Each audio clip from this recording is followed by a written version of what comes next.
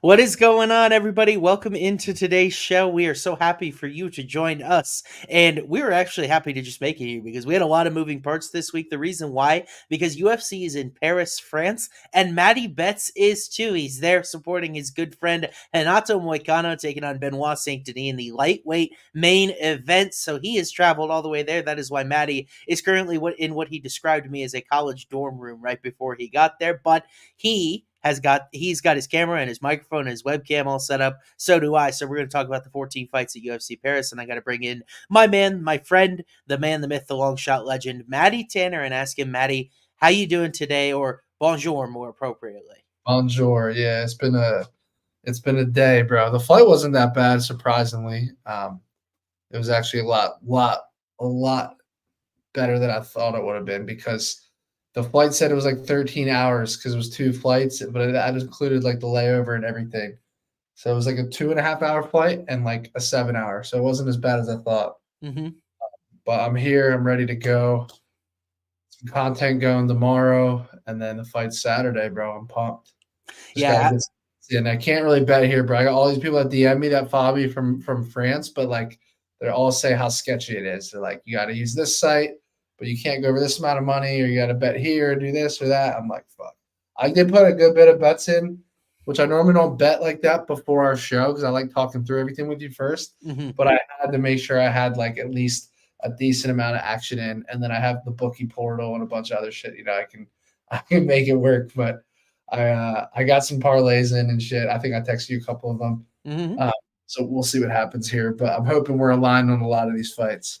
I think based on early eliminations, and of course, you also joined Clint McLean on the Die Hard podcast on Monday here on the Home of Fight channel. So you've gotten some of your takes out in the ether. I think by the most part we're aligned. Not maybe in a spot where it matters, but that's okay because I knew. I just try to pick the main event based on my model and things like that. Yeah. You have a very personal connection to the main event, so I kind of figured if I wasn't on the Moicano side, we're probably going to end up split. But we'll talk about that one. We'll talk about the other 13 fights on this card. And thank you guys for joining us here earlier time than normal. That's because of Maddie and the time change. I wouldn't want him to go at our normal time, which would be approximately 2 or 3 in the morning in France. So I'm not going to do that to my buddies. So that's why we have the early morning time, and appreciate all of our live viewers coming in. Grab a coffee, break it down, and we will do so. So let's move up to the first fight on the card, which is at lightweight. Bolaji Oki taking on Chris Duncan. Not a bad starter whatsoever. A couple of guys that. What'd you say? Banger of a start, I think. Yeah. I think he's gonna start for the whole card, dude.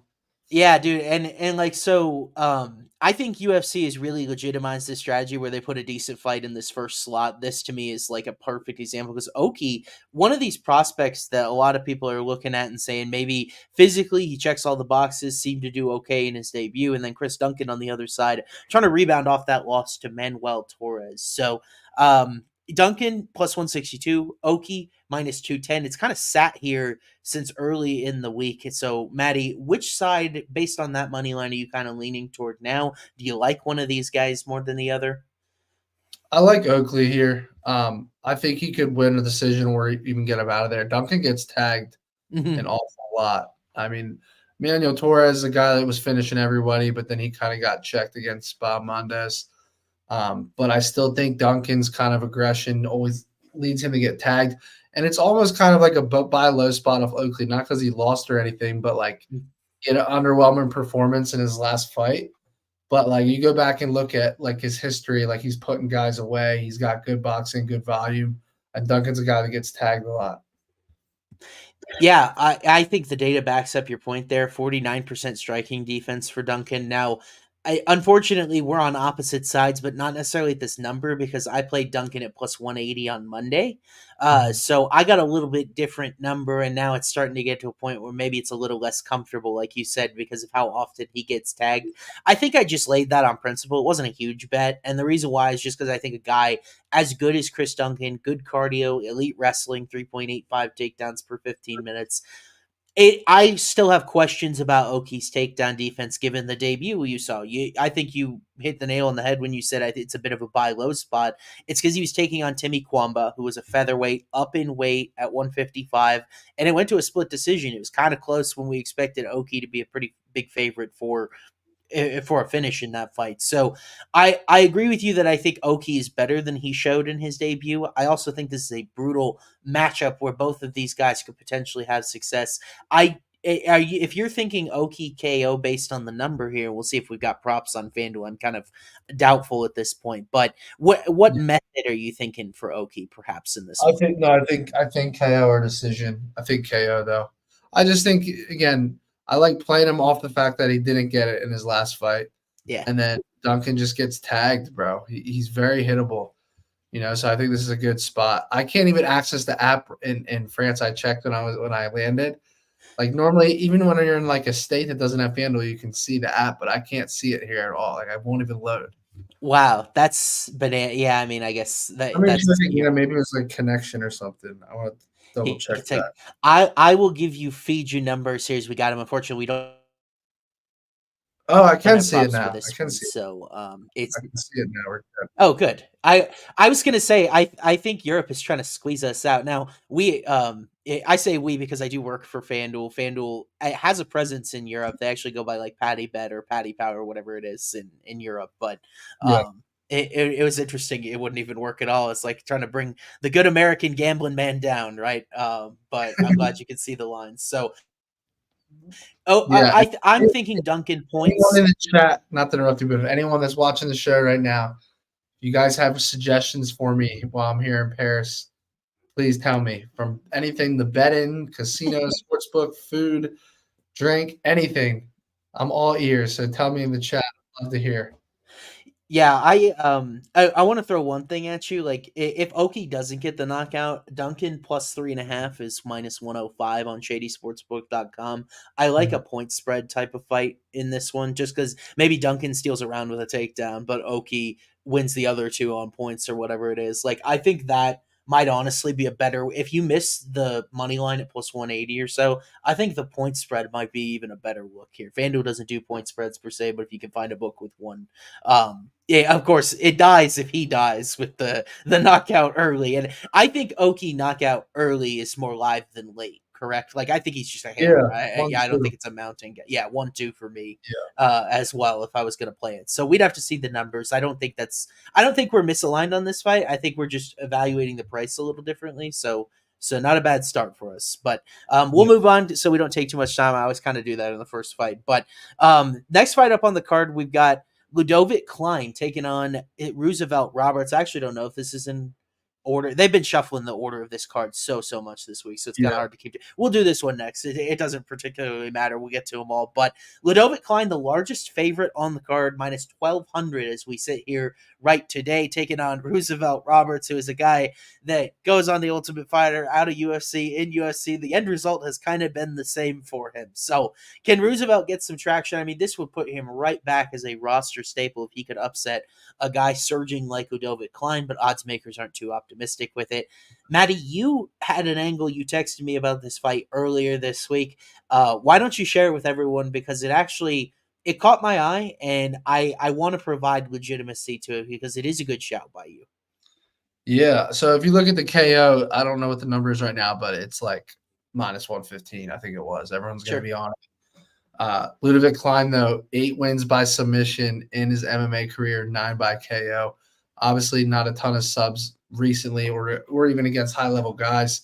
But Roberts is a guy that gets put away by sub.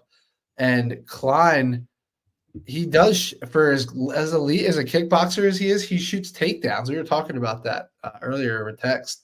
Like, what's his what does he land per fight? It's like one and a half or something? So he attempts about 3.4 per 15 minutes and lands half of them on the dot, 50%. Yeah. So a lot of pretty good wrestling. The club and sub is live and the takedown is live. Like Yeah. the takedown and get his back or something. Roberts is not high level. It would kind of be cool for Klein to showcase that, at this stage of his game and career in the UFC. Mm-hmm. I believe it's like 5-1, depending on the book. Mm-hmm. So I threw that in because I stayed at the Hard Rock last night in Florida because it's right by the airport. Mm-hmm.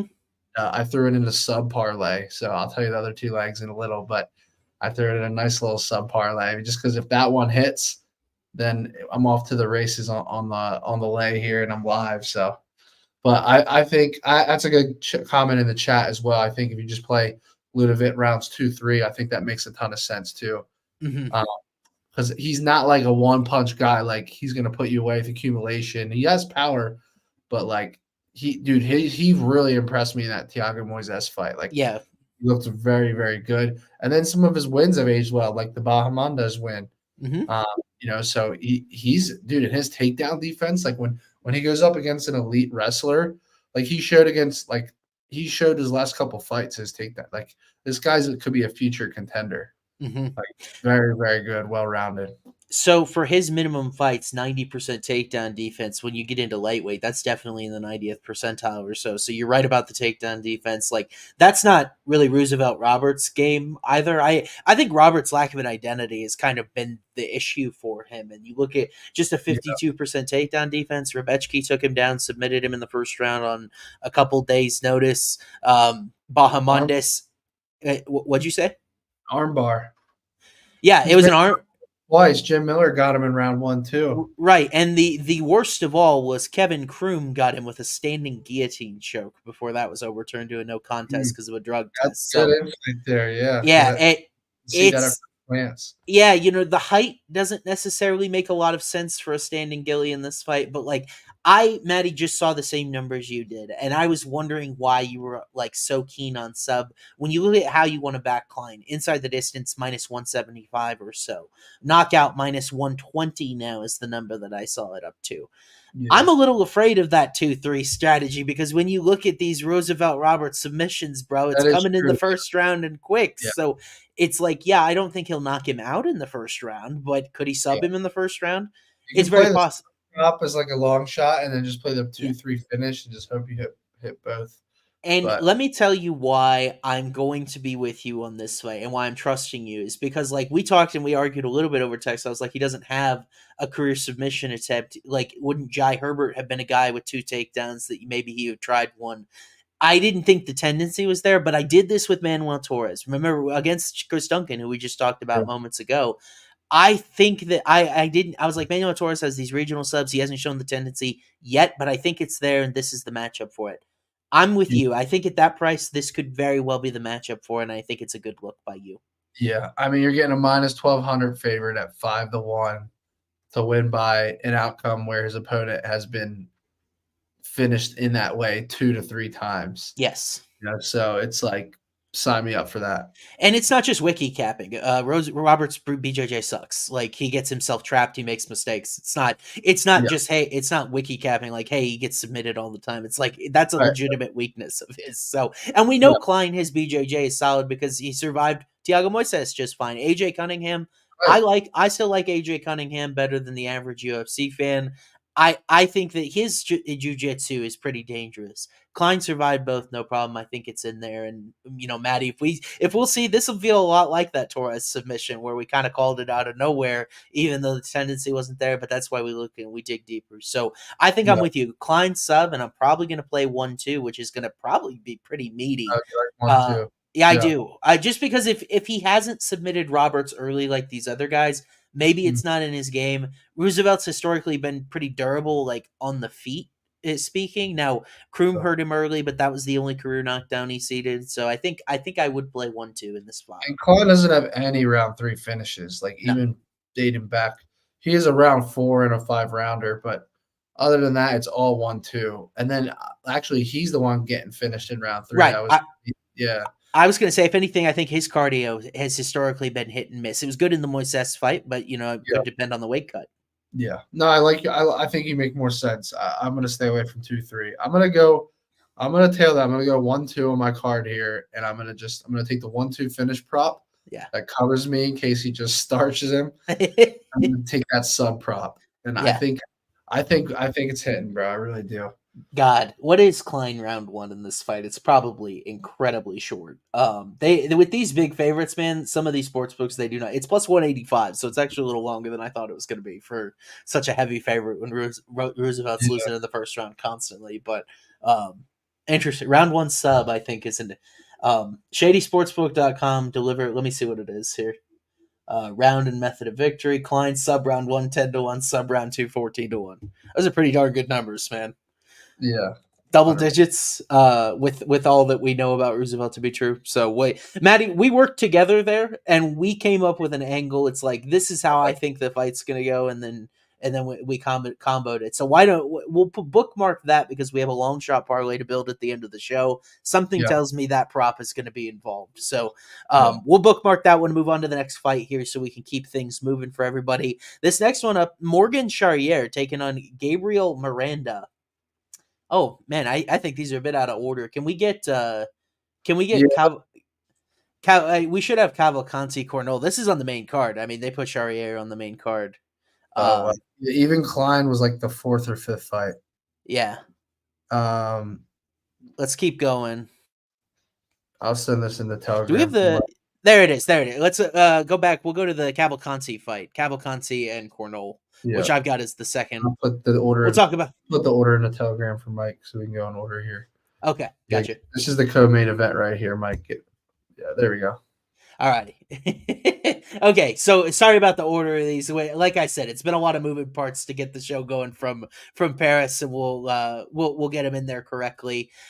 Jacqueline Cavalcanti taking on Cornolle. Dude, when this fight was announced and I saw this come together on short notice, I'm like, dang, that's a pretty good fight for women's bantamweight. Like, both of these ladies coming off of some impressive performances recently. Cavalcanti just last month taking on Josie Nunez in a fight that was maybe a little closer than some perceived. And then Nora Cornolle absolutely bankrupted me. I loved Melissa Dixon inside the distance against her in her last fight. She ended up landing a nasty liver shot, getting it done, one and done. So Cornolle is the French woman here. She is the home country woman, but also a plus 162 underdog. So John Kelly from Fight Numbers, he tweeted out that actually women's favorites have been crushing this year. Cavalcante's minus 210. There's a lot to like about her. My question, I guess, then for you is, do you like her?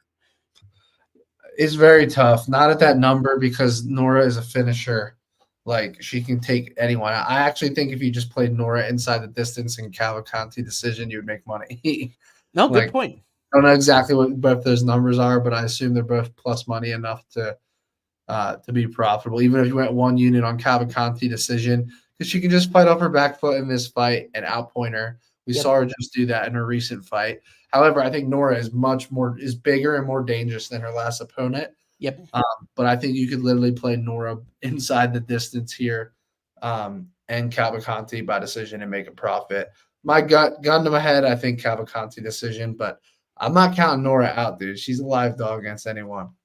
She's kind of a savage, and I think the reason why I like Cornolle at price this week is because she's just aggressive, and we saw Cavalcanti struggle a little bit in that Nunez fight last week with Sure. being put on her back foot, right? And I honestly think she took quite a bit of damage in that fight for such a quick turnaround. It's a little weird that Cavalcanti's turned it around so quickly. Now she fought in France last year. Portugal's not too far away, so maybe it's a homecoming date to get in front of some friends and some family. But Cornolle Yeah. is aggressive. At this point, her distance striking metrics are solid, and through Jocelyn Edwards in that fight, interestingly enough, she was taken down over and over again by Edwards, which was a complete change in tendency for Jocelyn, who had preferred to strike before that. But maybe that speaks to Cornolle's danger on the feet. Like, Edwards didn't want anything to do with her. She finished Melissa Mullins in the first round. Like, I'm a little worried for Cavalcanti when decision here, by the way, minus 150 on shadysportsbook.com. Isn't Oh, that? I'm out. Yeah, Yeah. I'm out on that. That's 60% I'd rather high. play Conti KO if that's the number, Yeah. because she does have a few of them, and maybe you see Nora just be too aggressive and get caught coming in, kind of like Anthony Joshua. Yeah, and like, I dude, couldn't believe Anthony Joshua got put away by that short right hand. He's just being an idiot, bro. yeah, Like if someone said to him, "You need to win this fight or your life is on the line," he wins that fight because he doesn't do anything stupid. He was just gambling, bro. yeah.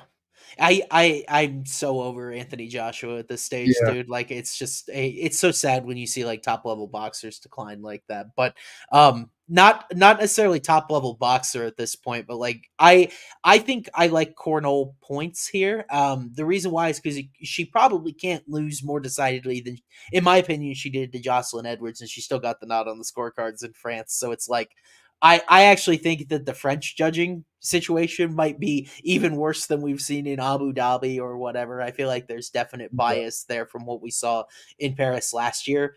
I think Cornolle points, which if Shady Sportsbook's going to help me out here, Cornolle points is plus 350. I think it's a Oh, pretty darn good number for a plus 162 underdog. This fight a heavy favorite to go the distance.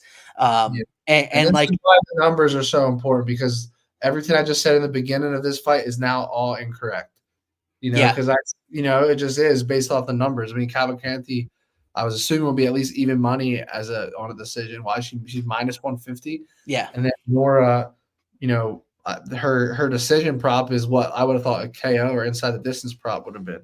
Yeah, I'm with you. I don't think minus 150. Like I 60% implied for a judging decision that might be tight in the opponent's home country. It's like what could possibly go wrong with that number. So I was with Yeah, you. I thought it'd be I like think plus 100.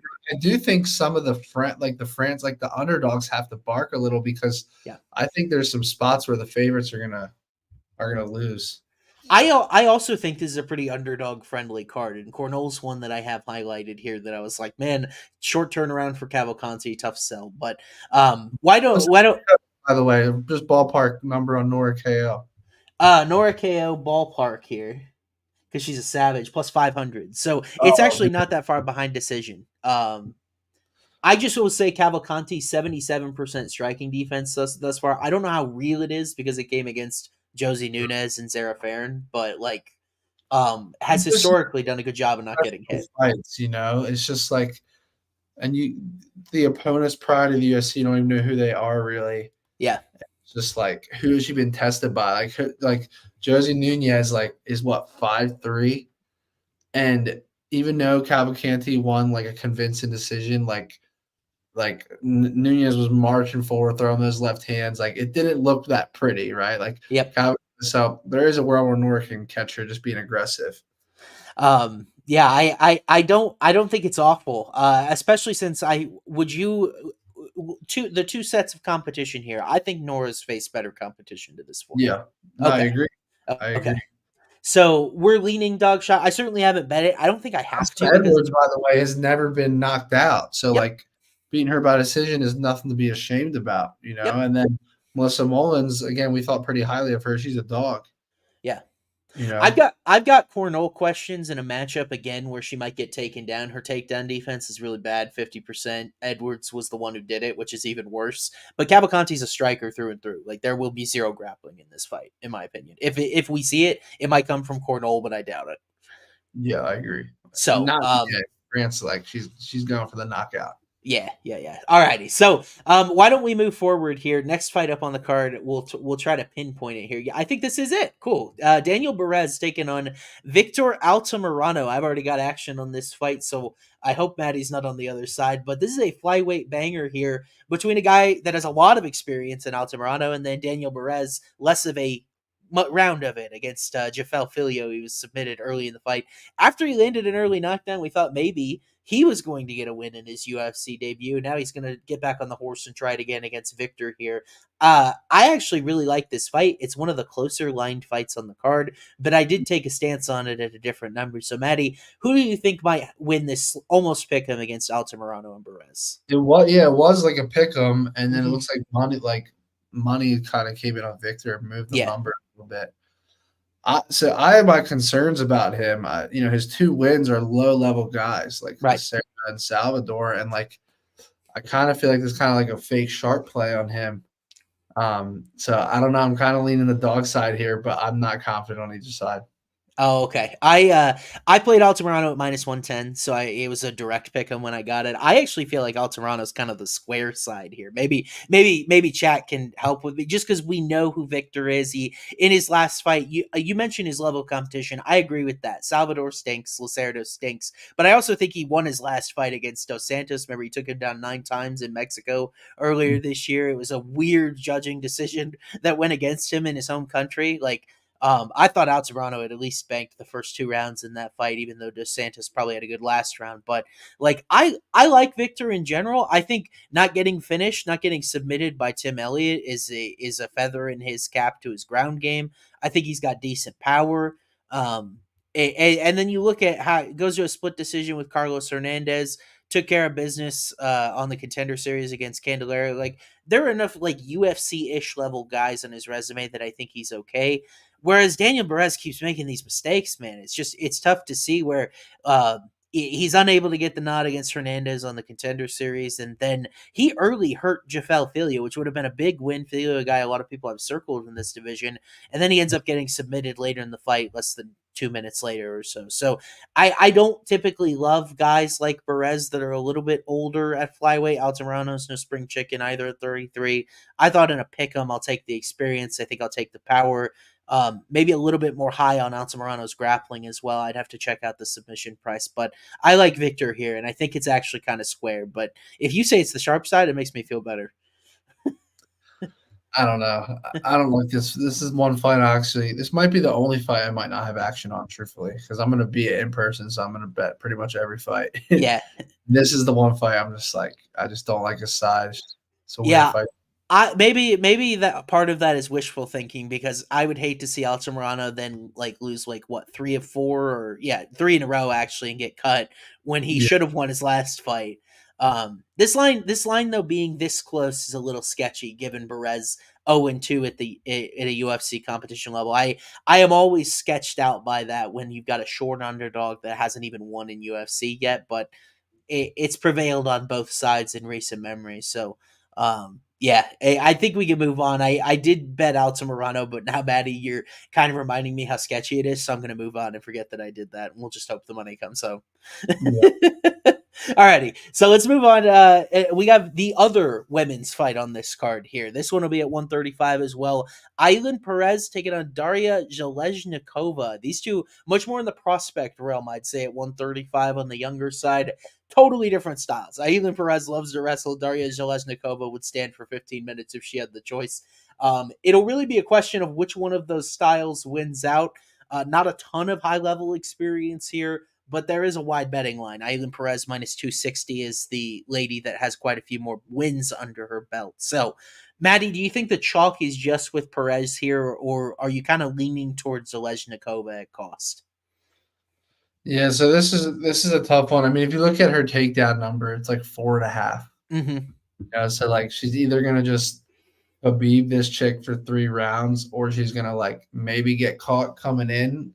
That changes the fight. Like, not saying she's gonna get knocked out, but maybe like she gets stunned at some point coming in, and it kind of changes the dynamic of the fight. Yeah.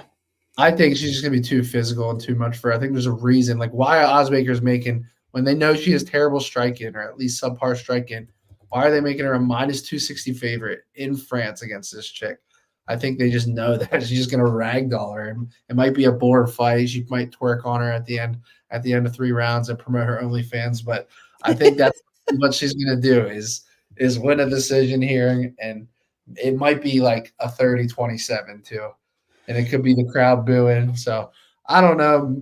Maybe she gets caught. I haven't seen enough, to think that this girl could really like hurt her. I mean, it is women's MMA. Like, she has good striking, but is she going to be able to hurt Perez enough, even if she does tag her? I don't know the answer to that. I don't Yeah. think. I mean, Perez has been pretty durable, right? And like, I want to go back and I want to give full credit at John Kelly DFS. So JON John Kelly DFS on Twitter. Great guy, works with fight numbers, and he's a better guy than he is even a researcher. But women MMA underdogs 37, 86 and 1 straight up since last May. That is a negative 14% return on investment if you just bet the dog, which is something that like I had stayed tried and traditional to this year. I think with Zhelezniakova in this spot, it is going to be a sweat if you end up betting her, because I have no sort of confidence in her takedown defense whatsoever when she was taken down 3 times on 6 attempts by Montserrat Rendon, who, by the way, I think Montserrat Rendon is just some random chick that they signed to UFC with very little experience. Whereas we've seen Perez now, you said her takedown number is at 4.5, right? Look at her total. Yeah, the over under is like 4.5 takedowns on DFS. Yeah. So, like, look at her takedown numbers: 10 against Ashley Evans Smith, 2 Yeah. against Lucy Cutelaba, 6 against Jocelyn Edwards. Like she has shown improved cardio. She actually hurt Edwards in that last fight on the feet, and she's just very big, very strong for this division. So it doesn't surprise me she's got plenty of punching power as well. And like we saw Zhelezniakova wear damage really badly in her debut. Remember, I think her orbital bone busted open on a headbutt. She had that big I almost, swollen side of her face. I almost wonder if you look at Perez 2-3 here, just on pure like ragdoll Yeah, ability. and dude, what I would say is that take 2-3 KO because Perez doesn't have a submission tool in her belt. She doesn't have any career attempts. She was submitted very easily and quickly by Stephanie Ager. I don't think she's got any sort of grade with jujitsu. I would just take round 2-3 smashing KO. Or like I said, she's got some power on the feet as well. So Yeah. eventually, Perez by decision will not cash because she's so big, she's so physical, and one of these girls is going to quit. I don't know if that's Zhelezniakova, but I do think she's going to win the fight. I think maybe at worst it'll be another boring type of decision, like you said, and then maybe it's a finish. Yeah. Like I Wait, love it's like yeah favorite dog. He loves her. yeah Clint. What was his reasoning? If you could He sum it thinks up. he's so low on Perez. He thinks her striking's terrible. He's doing the OnlyFans fade, and he just thinks that this chick striking's legit, and she's at home. And I just don't know if she can outstrike her, sure, but like Agreed. don't hurt her or damage her. You're not going to change the relentlessness of her just pursuing the takedowns. And it's not like Perez just takes girls down and then does nothing with it. Like she's aggressive, Yeah. So I just think she can steal at least 2 rounds doing that, or maybe get a late finish of accumulation and damage. I've come on here with the same exact fade. Like I liked Edwards against Perez. I took Ashley Evans Smith against Perez. I took Cutelaba. Okay, so I've faded Perez in 3 straight fights. But here's the thing that I need is I need a semblance of takedown defense. I need submission danger off of your back. I don't feel very comfortable that Zhelezniakova has either of those. I think Perez is bad too. It's just Zhelezniakova. You got to be able to dictate the fight is going to stay on the feet if you have a striking edge and it matters. I don't think she's going to be able to stay on her feet. Right. So I agree. Again, I think she would have to really inflict some sort of damage early in the fight to stop Perez from implementing her will. I still wouldn't parlay her at minus 260. Like let's take a look at some of the props here. Maybe the way to play her is just sprinkles on a late like broken finish because decisions minus 120. Actually, don't think that price is horrible. 3's got to be massive. Yeah. So let's take a look here. So you want me to just do rounds or KO? Rounds, yeah. Okay. So round 2, 10-1. Round 3, 16-1. Even without the jiu-jitsu, like if this girl's dead on the ground, she could get a rear naked choke or something. True. You and I could put in a rear naked choke. So that's 13-1 round 2, 18-1 round 3. I think I have to do it, bro. I'm doing it. I agree with you. I so agree with Clint. I'm on the same page with him about Perez's overall skill set, but I don't think this is the fade spot. I just don't. And we will have a gold mine on a pay-per-view at some point. I don't think that this is it. So we'll move forward here. We'll talk about this next fight up on the card. Random fight that neither of those fighters are French and it's on this card, but whatever. Taylor Lapilus is French though. He's in this next fight taking on Vince Vendetta Morales in a return to UFC. This is the first fight on the card that I was able to model with both of these guys having a ton of experience. Vince is kind of back. Like they let him go and then they maybe realized it was a mistake because he lost to Jonathan Martinez, Chris Gutierrez, Miles Johns, and they're like, well, maybe that was a little unfair and a little harsh. So he'll get a second chance. I don't think he got an easy matchup here with Lapilus either, though. That bantamweight is just so deep that it's hard to get an easy matchup there as an established vet. Lapilus a minus 390 favorite in his home country. That I will just say the judging better be pretty excellent in his favor if you're going to lay minus 390 in a parlay. Maddie, what do you think about this matchup between Lapilus and Morales at cost? I just like Lapilus by decision. I don't even know what the number is, but I know in my body, I know in my soul that's how the fight's gonna play out. I don't want to get cute with anything else. I just know. Morales loses, he loses by decision. When Lapilus wins, he wins by decision. Yep. Morales did get put away. Who was it? Gutierrez. Yeah, leg kicks. Okay, but that's different, you know. I mean, Yeah. Gutierrez can win anyone with leg kicks. Yeah. What's the number? What's it like? Don't tell God me it's dang minus. it, dude. Oh, it's so bad. It's so much worse than you can imagine. It's minus 175, Lapilus decision. I mean, at that rate, what's the total? Or what's the over 2.5 at? Minus 345. Oh my god. Yeah, this I lied earlier. This might be another fight I don't play.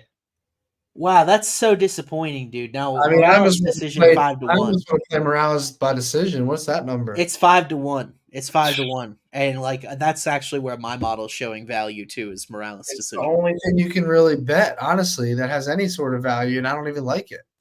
Yeah.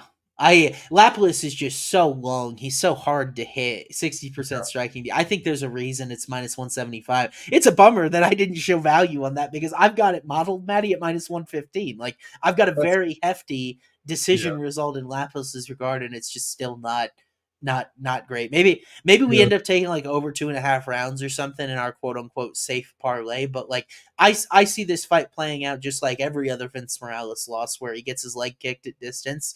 Lapilus is really hard to find. Morales might land a hard shot or two, but just the accumulation over 15 minutes is probably going to be in his direction, and that's why he's minus 175 to win by decision. It sucks though. That number sucks. yeah.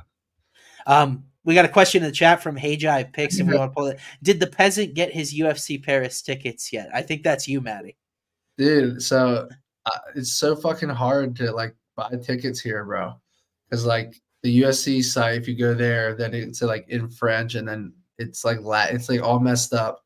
So then I got Moicano supposed to have 2 tickets for me. So me and Kyle, our producer for the podcast, and but we have no idea. Like trying to get anything done with Moicano is hilarious, bro. We don't know where the tickets are. We don't know what seats they are. So I'm just pretending we don't even have tickets. I bought like 6 different tickets because we have a few other people with us too. And I was like, if I get the tickets from Moicano, then great. But I'm not banking on that, you know? So I ended up getting 2 tickets down. It's decent seats, kind of. It's not like not right near the octagon, but like a little level up. And then we got like 4 other tickets that are higher up. But yeah, I just got my tickets literally on the flight here. Yeah, I find it loud there in Paris. Is the Accord Arena, is it like bit larger than the average arena that they'll hold I it don't know. in? I don't Oh, know. okay. Yeah, I haven't been in or seen it yet. I'll find out soon. But yeah, it's apparently very loud. Oh, yeah, it's like By the loud way, and it's you big. see what I'm about to. I got a Brazilian flag I'm putting on my fucking back. And I'm probably gonna get some sort of USA something, whether it's like face paint or I don't fucking know. We'll see. I'm gonna figure it out tomorrow, but I'm going all out for this shit because I'm gonna be betting. We're gonna get to the main card here, but Yeah. I like a lot of Americans and I like a lot of Brazilians in this card, and it's scary as shit because even I made a video. The French are like 11-1 in their last 12 in Paris. Oh, interesting. Yeah, but I don't give a Yeah. shit. Maddie doesn't care at all. This could be like the Get no the shake. fucking back! Get it! Get it! Get it! Get it! Get it! Get it! He does! He does! He does! You hit him! That was, of course, the reaction to Hey Jive hitting Dricus Duplessis round 4 submission. Yeah, that was Maddie nearly open mouth kissed Hey Jive for that bet because it paid a boatload. So I hit like 22K on Duplessis that night. I was pumped. yeah, hopefully we get another electric cash like that this weekend. That would be certainly good. With you covered in Brazil gear in the middle of the Accord Arena getting stuff thrown at you, that'd be phenomenal. But what? So I guess Morales decision or pass, more likely for me a pass in this fight. What do you think before we move on? Agreed. Let's move Okay. on. All right. Yeah. Unfortunate. That's kind of a bummer. I wanted to back Lapilus in some way. We talked about Ludovit Klein earlier in the show. So we'll just do a quick 15-second recap in case people missed this. Yeah. So this will be important. Go ahead. I was gonna say, Austin and I are looking at Klein 1-2 here. He actually talked me off the 2-3. Klein 1-2. All of Klein's finishes are 1-2, even dating back to prior to the UFC. Roberts gets subbed early in rounds 1. It's happened twice so far by armbar, and then a third time on a no contest, or it would have been. We like the Klein sub prop at 5-1. You know, you can take him by knockout at like minus 115, but I'm gonna play the round 1-2. I think it's like 2-1 round 1, and then whatever the round 2 number is, and then I'm gonna play the sub prop at 5-1. I really think that Klein's takedown ability, and just a low level guy, Roberts, who has no jujitsu at all. Like Klein might show that off here. So I like the 5-1 sub prop. I have it in a parlay. I actually want to grab that. Yeah, we came to the same conclusion. I'm gonna take Klein round 1 sub 10-1, round 2 sub 14-1. I think those are the two numbers that stand out to me on a guy who is a prohibitive favorite. Otherwise, we've seen the tendency for Roberts. So Maddie and I, this is like a squad ride type of. We talked each other into it. You got the ticket right there. I got a bunch of tickets. Yeah, That's not a surprise. We'll talk about them. So I have 3 UFC tickets right here. They're all. So if you guys want to hear these tickets, you got to wait till the end of the show. Okay. But 26-1, 94-1. And 747-1. Wow. So the 747-1 is 3 fighters to win an exact round. Oh, okay. And then this is an NFL parlay, which if you're in the Matty Bets Telegram or the Matty Bets Instagram broadcast channel, you see it. It's 2,200 to win 200,000. I'm so pumped. It's 2 players to score 2 touchdowns this weekend. Oh, okay. I fucking love it too. I want to hear you. I'm just gonna tell them. I'm gonna tell you it. You don't need to tease that. For a second. Yeah. All right. I'm taking Breece Hall to get 2 touchdowns or more against the Broncos, who cannot stop the run, and it's only plus 450 on that leg. Right? You would think 2 touchdowns is higher than plus 450. The second leg, Travis Kelce, who's done nothing all year in a buy low spot, who put up 180 yards against the Chargers last season and a touchdown. I'm taking him to score 2 touchdowns. That's the 15-1 leg. So $2,000 pays $200,000. I'm telling you, I've never felt better about a 200-1 slip in my life. I feel so good about it. Because if Breece Hall runs all over the Broncos and scores, plus he's live for a screen pass, and then Kelce, I'm telling you, the whole world and all the media is so low in Kelce right now. He's a podcaster now. He dates a billionaire. He does nothing. Now he comes in against a team he dominated last year. And I'm telling you, he might have 2 touchdowns by halftime, bro. That's my prediction. So we'll see if it plays out, but I feel so fucking good about it. I don't know if Kelsey's gonna even have 2 targets by halftime, but we'll take. I don't think it's awful. I actually backed Kelsey receptions last week just because he's still running a ton of routes. Gotta buy low, bro. In this industry, you have to buy low. You can't be a for the moment. Yeah, the NFL is so necessary to buy low. My biggest play last week was Olave yards against the Eagles. He nearly cashed it by halftime. So, you do have to buy low in the NFL, maybe even more so than UFC. But why don't we get back to UFC, since that's the show we're doing? And some people, so maybe we have international people what on earth is Maddie even talking about right now? Because they don't even follow American football. But we'll move forward here on this card, and I think it's a fun one because Oumar Sy is one of France's best prospects at light heavyweight here. He's taking on Woon Jung. We're seeing if Oumar can have another impressive performance. Now, he took out your guy Tokos in the first round, where Tokos was showboating in a back take, which was kind of interesting. But Sy now will have to follow this up against a guy in Jung that has some high-level wins at light heavyweight. He's a vet. He's been around a while. We're going to really see if Oumar is for real. Odds makers think he is. He's minus 500 to beat Jung in this spot. Another one of these prohibitive French favorites, Maddie. I think he's going to be in a ton of parlays. Are you buying the hype is real with Oumar Sy? I'm definitely buying in on him. I think this is such a good matchup for him too. He's going to just ragdoll him, bro. Yeah, he's literally going to ragdoll him and get him out of there in round 1 or 2, whether it's ground and pound or submission. I don't know, but I don't think he's going to have any challenge getting this fight right to the ground. Yeah, I'm with you, dude. I think there is a non-zero chance Oumar Sy is already one of the best 15 light heavyweights in the world. It's not a great division, and he is 6'4", massive reach, can do it all. And we saw the take, just path of least resistance, maybe a little conservatism because of his opponent, Tuco Tokos.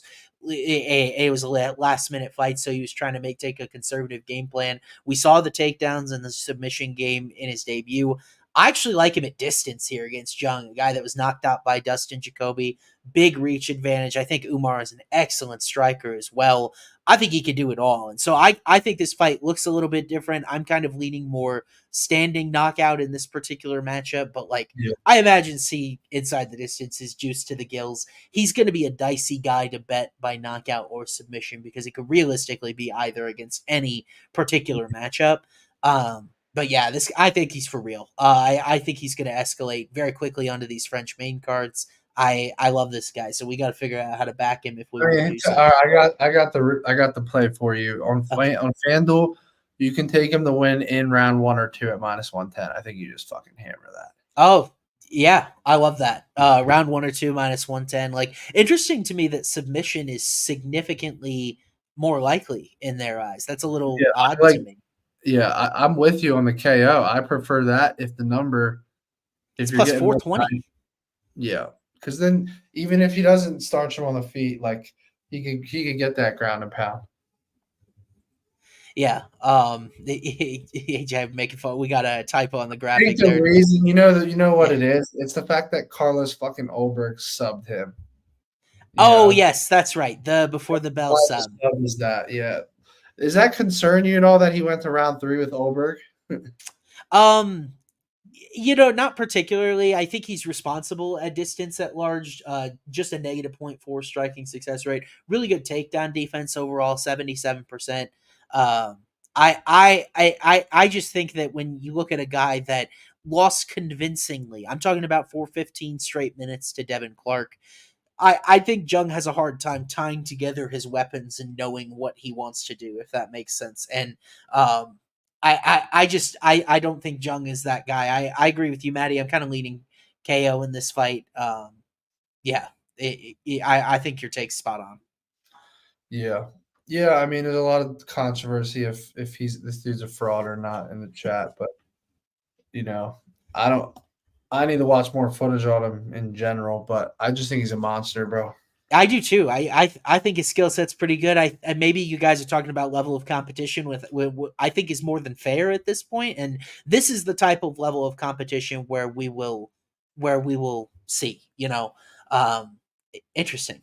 Getting submitted by Carlos Olberg is a big red flag. It really is. Any of the city kickboxing guys, for that matter, is a big red flag. But boy, the chat really popped off with this particular. I like the punch. So 3 fights ago, the punches from back mount. I can totally see that in this fight. Yeah, he has his back, but he just fires away on the side of the face. Yeah. I think that's how this fight ends in round 1. If only you could bet that exact outcome at like 35-1. It's like KO from back take. Yeah.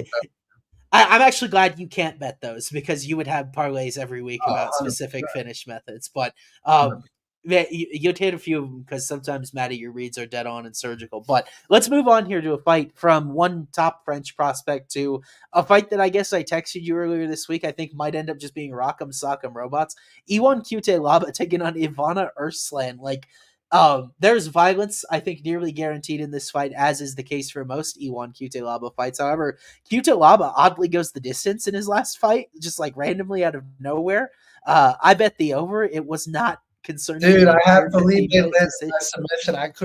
I was so positive he was going to guillotine him in that fight, and I think he did give one attempt at it. If I remember correctly. Yeah, but it feels like a while ago. I guess March. It was it was back in March in Miami, UFC 299. Yeah. So what do you think? So what do you think, man? Have you had a chance to look at Erslan here? It is a volatile fight, so I have a hard time recommending a winner in good faith. But we're gonna get violence, so that'll be cool. Yeah. I haven't spent enough time on this one, but I think that Cutelaba as a favorite is about as big of a red flag as you can ever have for me, bro. I just see him getting chinned when he's a favorite. I just see it happen. Yeah, let's look at that, dude, because I agree with you that I think historically he has not been a good favorite. So let's take a look at I'm diving into some odds libraries here to take a look. So he was a slight favorite over Felipe Lins, ended up losing. Let's see what else here. Tanner Boser, that was probably a close pick'em too. Yeah, he's had a lot of close pick. I don't actually see the Boser fight in here as I'm looking. He's in a lot of pick'ems, honestly. Kind of a pick'em against He opened as a slight favorite over Glover Teixeira. Opened as a slight dog to Khalil Roundtree. Win is hilarious. I remember, that was just Yeah. like he just took him down and just beat the shit out of him. Yeah, he was a pretty sizable favorite, like -135 against Dustin Next Jacoby. week, by the way, is finally the week my Alex Pereira submission is hitting, bro. It's in that fight. Alex Pereira is shooting a takedown, not Khalil Roundtree. Alex Pereira is going to take Khalil Roundtree down. Mark my words, next week. Yeah. Oh, and another good point. Cutelaba, big favorite over Johnny Walker. Remember, he got submitted in the first round of that fight. Thank you very much. Pepe in chat got that out for us here. I think this is a super volatile fight. I'm with you. I think Cutelaba favorite is a bad idea. When I think Erslan, because of his regional competition, a little bit less volatile, a little bit less attrition. I think Cutelaba is a knucklehead, 47% striking defense, and at this point, he's just taken a lot of damage. The Ankalaev pair of fights, he got blasted in both of those. The fight against Kennedy, he got finished in the second round. It was pretty brutal. How many times have you been choked out in UFC? 1, 2, 3, 4. 4 different types of submissions, arm triangles, arm bars, you name it in there. Now Erslan I don't think has a lot of grappling upside. He reminds me a little bit of a prospect in the same division as Guskov. I think Bogdan Guskov is better, where he comes over. He does look like him, well, because he's bald. But I was talking about how he just has like a lot of regional fights, a lot of like decent experience. But in general, I just kind of trust the attrition better. I'm worried about his grappling down the road, but Cutelaba is kind of a takedown or bust sort of threat. Maybe Erslan ends up not being able to defend takedowns, but I think I'm just going to play Erslan 1-2 KO and call it a day here with no play on the money line. Fight to start round 2 is -110. It's a nice little boy, what a sweat. Yeah. But, I mean, Cutelaba did just go the distance, and Erslan always been put away once in the first round. Yeah. I just don't think Cutelaba at this point is a super potent threat with his hands in the first round. I think he thinks he is, but it's been a while since we saw Cutelaba totally starch some guy. The Tanner Boser fight, it was punches against the fence, and honestly, I thought it was bad stoppage. So I don't think he's a super one punch and go type of power guy. Erslan KO round 1 +250, KO round 2 +550. I think I'm going to sprinkle those numbers and just call it a day. This might be one of those fights where I'm happy to just sprinkle both guys by knockout in round 2. Yeah. Like, in all seriousness. If only you could bet KO 2 and avoid some of the juice on that. But yeah, I think that makes sense. Yeah. All right, let's move on. Yeah, we'll move on just because there's not much to say about that. I'm so excited to hear your take on this fight. Yeah, me too. I was actually able to model it. It was my most convincing model result of the week, which has been hit and miss news lately, but it was all right at Noche UFC. Lazy Boy Moneyline came home through very, very stark circumstances, and I was definitely sweating through that one. But this will be my 3-unit play of the week. I haven't that sub, dude. That was ridiculous. Yeah, it sucked. It definitely made it a lot more sweaty than it needed to be. But another close fight here. We have a few of these pick'ems kind of sprinkled on this card. We talked about Altamirano earlier, not sure. Last fight, not sure. I am sure in this one. Fares Ziam taking on Matt Frevola.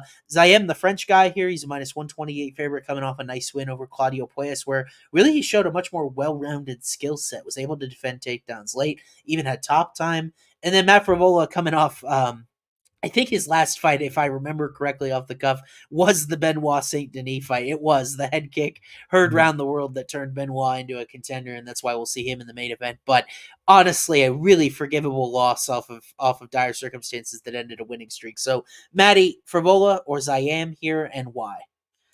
I'm Frevola. I'm hoping I'm not semi-biased or just, on the wrong side here, because Ziam is getting a lot better. His striking is so good. He's got that reach. I saw Frevola post a video on Twitter just a few hours ago, and just saying how nice of a dude Ziam is, and he's looking forward to the fight. They were right next to each other. Ziam walks past him. He towers over him. I mean, towers. Like 6'1" to 5'9" might even be generous. Yep. So yeah, I mean, Frevola could get cracked coming in for sure. Or, Ziam could just win the decision. But I just have to believe. I mean, even when we hear about Frevola talk about how this is an MMA fight, and I think he just has more versatility with the wrestling, with the power.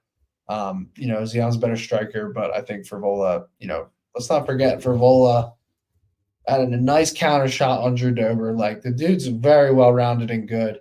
He's lacking some size in this fight and some reach, but I think he can close the distance as long as he doesn't. He does get put away early at times in some weird fights, like the Terrence McKinney fight, Right, and then right. what was the other one? What was the Saint Denis fight, right, with the kick in 91 seconds? Yeah, for some reason, I feel like there was one. There was another one, Marco Polo Reyes, first round, 1 minute knockout. Yeah, so like, he's chinny. Honestly, I wonder what Ziam's round one prop is, because like Frevola does come in, especially if he tries to like really come forward, even with wrestling and get caught in something.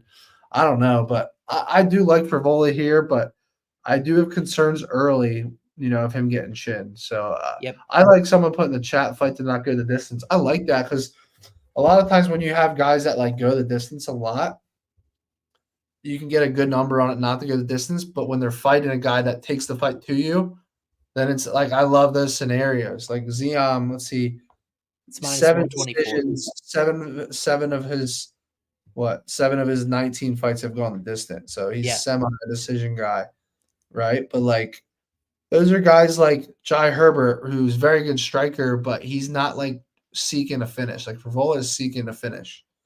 McKinney, that was the one fight in the UFC that didn't go the distance.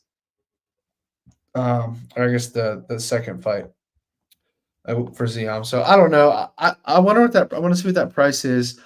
Long story short, I do have Frevola money line. I have him at even money on this slip right here. So I'm gonna ride with him, but I could see a world where he is tagged to her early. So I am nervous about it. I do like the fight to not go the distance. Yeah, I mean, like as a hedge, Ziam KO1 is plus 650. So if you think Frevola's chin is dust, that's a good number. Yeah. But like I am totally with you, and this I will say, when you've got super fragile guys is typically my model's weak point. Like I know that about it. I don't know how fragile Frevola is. He's gotten tagged a few times, but like the Drew Dober fight, took 20 punches from Dober, no issue. And honestly kind of led the dance in some of those striking exchanges. I like Frevola here. I've got him modeled at minus 165. I know that's probably generous given Ziam is in an improvement window at 27, Frevola probably on a decline window at 34. So that's just historically how they would lay out. Like if they were both 30, I'd feel more confident in Frevola, but I know we're probably not getting. Frevola is actually still entering his prime, but I agree with you on Ziam. Like he's getting better for sure, but I think Frevola is kind of like a young 34 in good shape, very locked in. Yeah, I think that loss to BSD wasn't a bad loss for him. Yeah, it's kind of a good fight to come back off of. Yeah, and like Claudio Puelles, super one-dimensional, doesn't really present a striking threat, landed 7 takedowns on CM. So is the takedown defense short up to a point where Frevola's a Saralongo guy in the same gym as a Nazim Sadikov, Aljamain Sterling, like, the grappling is going to be up to snuff. Like ZM is a lot bigger, but also big trees fall hard, and that's kind of why I'm concerned about his takedown defense. And then Frevola, I think the sneaky thing about him, Genaro Valdez had never been professionally knocked out. He still hasn't been knocked out by anyone besides Frevola. And Matt Frevola dropped that dude 4 times, 4 knockdowns in the first round. And then he dropped Genaro Valdez. Then he knocks out Drew Dober. And he knocked out Othman Azaitar. Power for sure. This guy's got a 2.33% knockdown rate. That is the largest at lightweight minimum 5 fights. This dude is lightweight Steve Garcia as far as a knockdown rate and power is concerned. So I don't think ZM has really faced a huge power threat in this division either. Like he quickly got submitted by McKinney, but Jai Herbert, Michal Figlak, Claudio Puelles, Luigi Vendramini, Jamie Malarkey, these guys aren't killers with power. I actually have modeled Frevola knockout 45.7%. So like I've got it around plus 115 or so.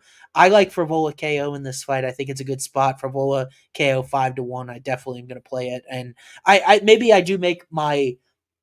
make my primary play on the under. And then I'll also add Frevola as a side, and then Frevola KO. I think is how I want to play this, just because I just think Ziam way up in the air. Frevola big time power, has the ground and pound as well. The thing about Playas is he got him down. He just didn't do anything.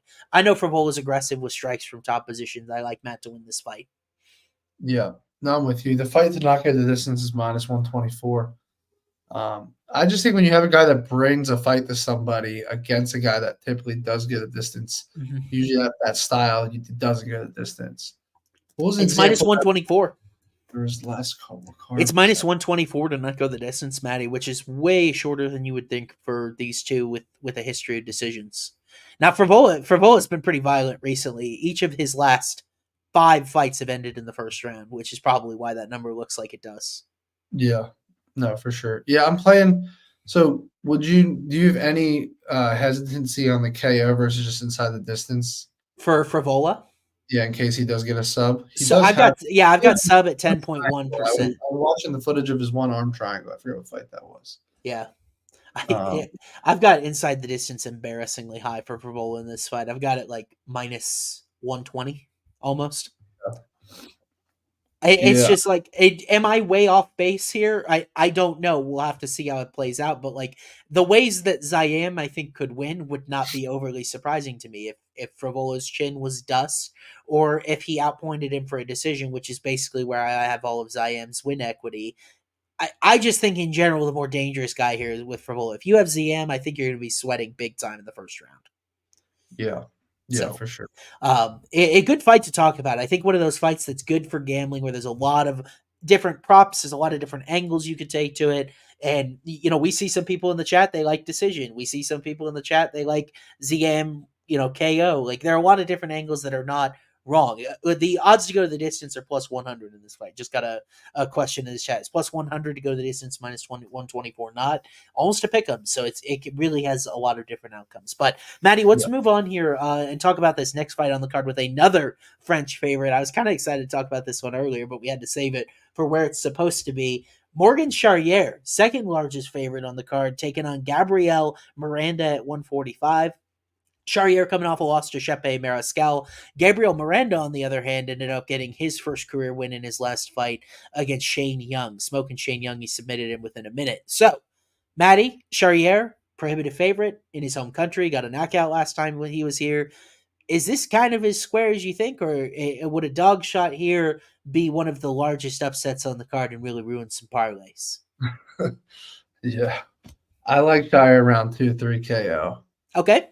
Really like that, because Miranda was able to survive. Well, he survived to round 2 against Benoit, didn't he? He did, and that was up in weight. That's a good point. Yeah, and Charriere doesn't really. He's not like a one punch guy either. I just think he could beat him down. I don't think he's gonna mess with the ground game at all in this fight. I see a comment: Miranda sub is 12-1. Maybe if he completely stuns him first. But yeah, I like the round 2-3 KO here. But this wouldn't shock me if it's a weird fight that goes the distance, though, just from him being overly cautious. Yeah. I want to see what the 2-3 is here. So round 2. So I found the round props. Do you want to find KO specifically? KO is +420 round 2, +600 round 3. Good numbers. I would play a half unit on each of those. Yeah, I just can't see him submitting Miranda, who's a black belt, how many times over. That is, like, that's his style. That's his thing. I can't see him subbing Miranda. That'd be a hell of a fun feather in his cap. The tendencies there, 0.8 submission attempts per 15. I'd be very surprised if this one went the distance, Maddie. You said you said you thought that it was possible it turns into a decision. Miranda has just a 39% striking defense. He gets lit up on the feet when he's there. He's not a very good striker whatsoever. And Charriere is awesome. 55% striking accuracy. 49% striking accuracy, averages about 8 attempts per minute. It's kind of tough to grade him analytically because he had that back and forth fight with Shepe, fringe ranked guy at 145 at this point. Like, who is signing up to fight Shepe the way he just destroyed Damon Jackson? It's a very good loss. I should stop too. Yeah. That fight stopped a couple times in round 3. He beat the shit out of Damon Jackson. Yeah, I think the most impressive part of Charriere's fight against Mariscal was his defensive grappling. He defended 7 of 8 takedowns from Shepe, and Shepe's gotten them against pretty much everyone else. So is Miranda, with what I would grade as below average wrestling, going to take down and submit Charriere in a weight class where Charriere has more UFC experience? I don't think so. I don't think so. Shepe couldn't have gotten him down. So I'm with you. I like round 2, 3. I was going to play just 2, 3 because he's shown the sub tendency, but I think you're right. It's okay to get a little greedy on the KO because it's hard to see him subbing Miranda outside of just a random fight where Miranda was very hurt. So I think I'm with you. I like Charriere round 2, 3 mounting damage in this fight. And he hasn't won that way in UFC yet. He won in the first round against who was the Italian guy, the bum that I they don't fed mind for the round 2, just the round 2, 3, because round 2 is plus 370. Yeah. Round 3 is 550. So Like I don't. I feel if I ever get greedy, I pay for it, and that would be a spot where I'd get a little greedy on those numbers. But I like Charriere here, and I do like him late. I'm with you. Okay, yeah, maybe we could cook something up there. We'll bookmark that as a potential parlay spot. Then we got another French guy in this next fight, but this time he's an underdog, welterweight between Bryan Battle and Kevin Jousset, and I think this fight is captivating. Interesting that Jousset has shortened a little bit on FanDuel. He was as high as plus 160 or so on Sunday, now down to plus 140 against Bryan Battle, a guy who has looked really great every time he's been out there in the octagon thus far. High level prospects meeting in Jousset's home country. Interesting that he gave him the red corner. Maddie, you already have action on this fight that you texted me, so why don't you tell the people where it is and why you like that side? Yeah, so this is leg 2 of my parlay. So I gave you guys the first leg, which was Frevola. Interesting enough, I think Frevola is gonna be like the sweatiest one on the parlay, even though it's not the biggest odds. Yeah. But yeah, I'm going Bryan Battle. I've been so high on Bryan Battle. I took him round 2 sub against who's the Louisiana boy. Fletcher, AJ Fletcher, right? Fletcher. So I took him round 2 sub. I thought I was dead in the water. He's so slick with his jiu-jitsu, right? Has such good reach, such good power. The way he fought off his back foot and starched what's his name in round 1, Gabe Green. Yep. I mean, there's nothing this dude can't do. His only weakness is facing an elite wrestler like Rinat Fakhretdinov, where he just, and even then, even though he got dominated and didn't do shit, you can still tell he's high level. Mm-hmm. You know, if that makes any sense at all. But it does. I don't understand this fucking number, dude. Please explain it to me. Kevin, you said, I mean, what do you think about his analytics? Because he's lower volume to my knowledge. It's like, how does he win this fight? I don't understand it. Bryan Battle's gonna be in his face the whole time. He is grappling upside. He is knockout upside. He can win on the scorecard with volume. I'm trying to understand why he's not minus 250, minus 300 here, other than the fact that it's in France. Like, I don't understand it whatsoever. Is he going to walk into a big shot? I don't know. This fight is either the freest. This is either the best favorite of the card or the biggest trap of the card. But I'd ride to Bryan Battle. I have him in my parlay. I'm going to probably take him maybe 2-3 here or inside the distance. I love his submission abilities. I just don't know that he's going to go for it in this fight. I don't know. You and I, this is the biggest spot where at the number we are split. I like Kevin Jousset here. I really do. And it's like you're talking about volume. Jousset lands 8.23 significant strikes per minute to Battle 4.52. Now, some of that is because he had that long fight with Fakhretdinov where he wasn't landing any strikes because he was on his back the whole fight. So it's not that extreme of a volume disparity. But Jousset's volume is just very good. It's 90th percentile or better in this welterweight division. Striking accuracy 55% to 51%, a little bit better, and then 53% defense for Jousset on the feet. It's just 44% for Battle. He can get tagged a little bit. I think he's a little bit chinny. And the thing about Battle that really it scares me a little bit. I do really actually think his strongest performance was the Anže Lusa no contest. Like Lusa took the easy way out of that fight. He was going to lose. But if it wasn't by finish, it was going to be by a comfortable decision. I thought that was the most impressive performance when his competition before that, AJ Fletcher makes a lot of mistakes, huge reach disadvantage, ended up getting subbed by those long limbs, as you mentioned. Gabe Green took the stupidest game plan imaginable, just walked right into Bryan Battle at punching range, got finished in Battle's home country. And then Takashi Sato, Tresean Gore, Gilbert Urbina bats back like the Ultimate Fighter days. It's just not high level competition. It's right around what Jousset did by beating the crap out of Song Kanen. And I really like Song Kanen. I think he's a guy with power. I think he's responsible at distance. It's like when I looked at this number, now I played it at plus 150. Actually, this was this morning, by the way. It's actually shortened to plus 140 on FanDuel. I had to play. I always have to play a line other than FanDuel if I'm going to play it. I can't bet on FanDuel, so I think Jousset at that number in a close fight, I like it. But I also don't think your parlay is dead on arrival with Battle. I couldn't model this fight quite yet because of Jousset's sample, but I'm guessing I would have Battle like minus 120, 125, 130. So I think he's the favorite in this fight, but there's a little bit of value on Jousset from my perspective. I don't think your parlay is dead by any means, though. So take Problem solace. with Jousset is if you really look at that Song Kanon fight, right? Yep. He doubled his significant strikes, 134 to 62. And it was a dominant unanimous decision victory. Yes. But look at Song Kanon. Look at all of these fights. He got hit 112 times by Rolando Bedoya. Yep. He got knocked out by Max Griffin in the first round. He let Ian Gary land 127 significant strikes, pretty much make him into a punching bag after, he got the knockdown early, but after that, it was one-sided and he knocked him out in the third round. Even Alex Morono's old, slow, unathletic ass landed 98 strikes against him. That's the issue I have. Only 2 fights in the UFC. Bryan Battle is a fucking dog, dude. He's very active. He's got a lot of experience. And he made an Angelusa. That no contest with Angelusa aged well for Bryan Battle because Angelusa comes out and goes the distance with Bonfim right after. If that eye pick doesn't happen, I think we agree Battle's finishing loose or at least coming pretty damn close. Yeah, it was lopsided. I just have to look at this fight and say that Bryan Battle is. I mean, look at Angelusa's done. Distance of Jack Della Maddalena, beats AJ Fletcher. Yep.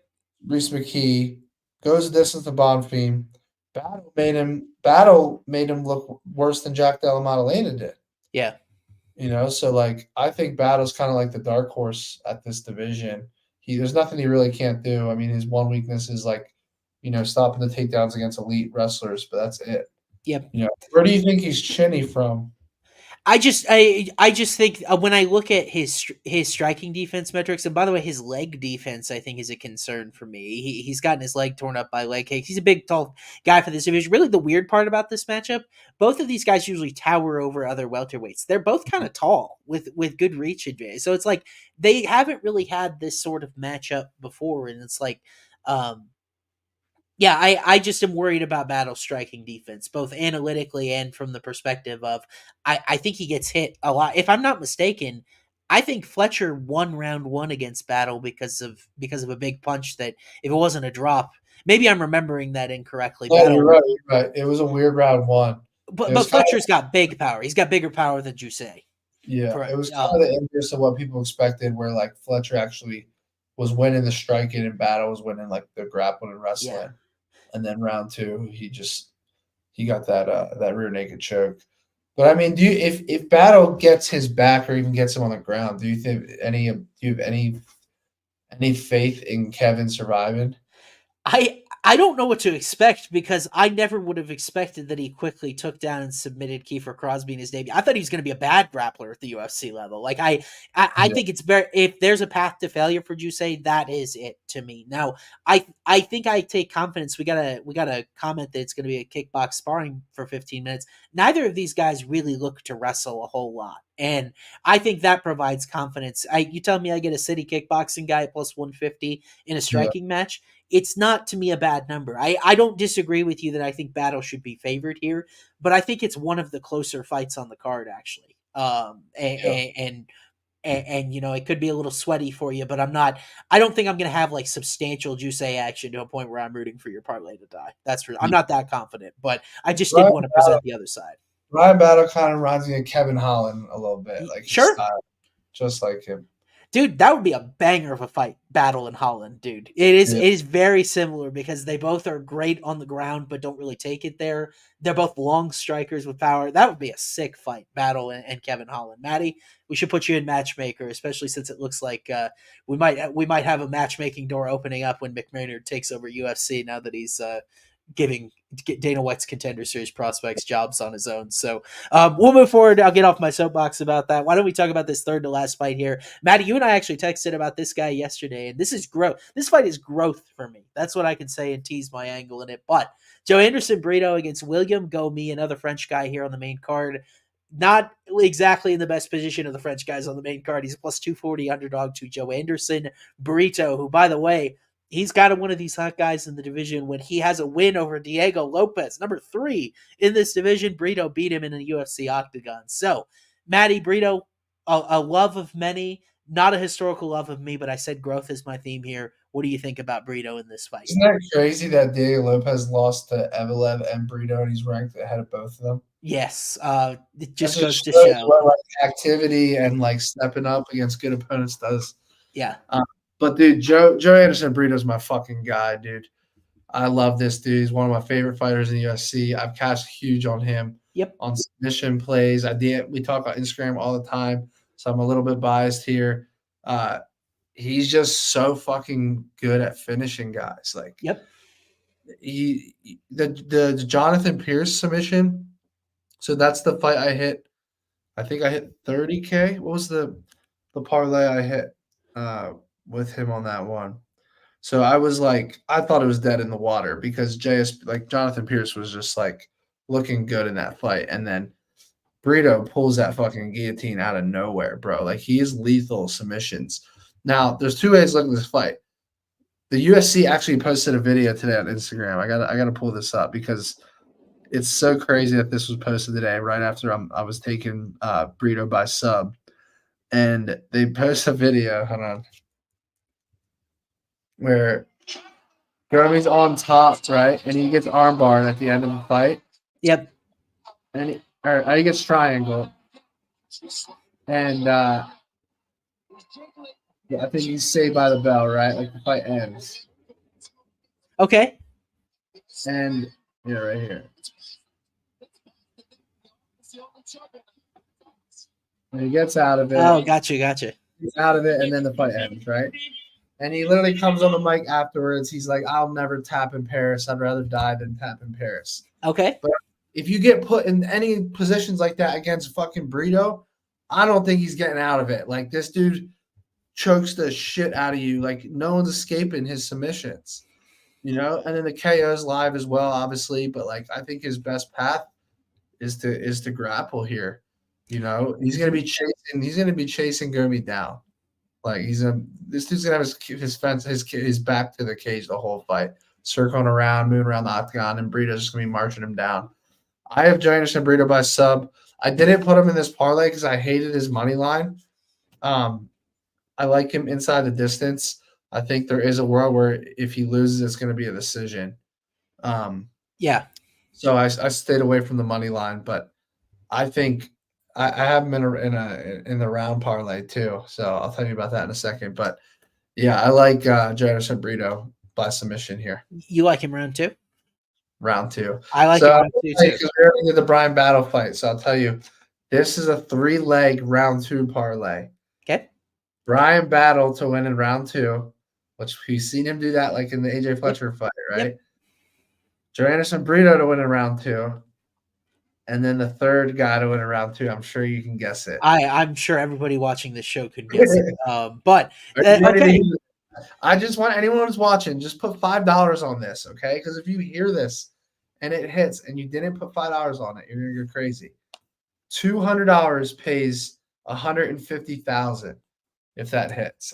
I actually put $300 on it because they wouldn't let me put more than $200 on it. So then I went and put $100 on a kiosk machine on another slip. So I have $300 to win $225,000 on that parlay. Moicano round 2, Brito round 2, battle round 2, submission or KO, just wins in round 2. Yep. Just like, fuck it, bro. Could you imagine if I'm live on the Moicano fight and BSD, he weathers the storm for 5 minutes? I'm gonna be I'm gonna become fucking crazy, bro. Yeah, you are going to be going crazy. I will say I'm with you on this fight, which is the area of growth for me because I've not been a burrito guy. You and I have argued about him for a bit. Like spending a lot of bottom time against Bolaji is not ideal, but he's also getting better. And the thing is that you remember the angle that I played when John Silva was supposed to face William Gomis. Yeah. I was on Silva submission 12-1. I thought it was a good angle. Like I knew that he had the skills and the tendency from the Contender Series against Vallejos, who, by the way, how good is Kevin Vallejos? Oh my god, yeah, bro. that guy is a future featherweight when his debut fight gets announced, right when that open line comes out, we have to go hammer it because it's gonna get so much steam on it, you know. Yeah. But bro, that dude to go the distance with G Silva at 20 years old and then come out and put out a 20 punch boxing combination and just kill that kid. Yeah. So I won like 2-3 grand on that fight. I was like, I have to hammer this. Yeah. He was just, dude, he's elite of a boxer.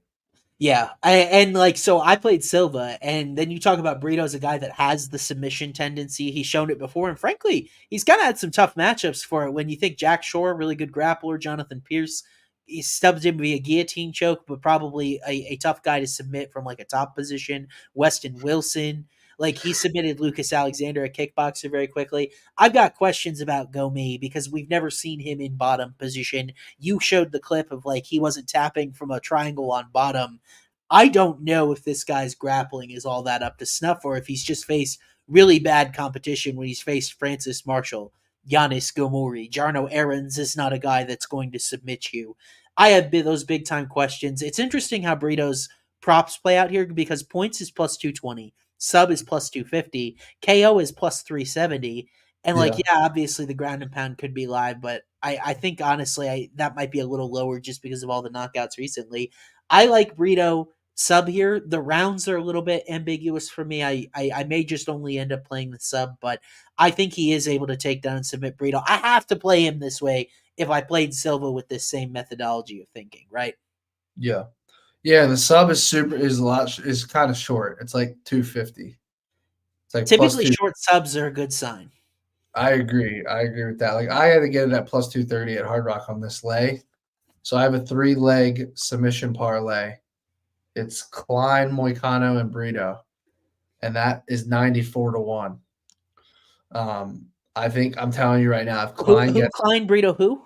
Klein, Brito, and Moicano. Oh, okay, so okay. Klein's the tough one early, right? The kickboxer to get the sub, but if he gets, I think Moicano's the tough one, but we'll get there.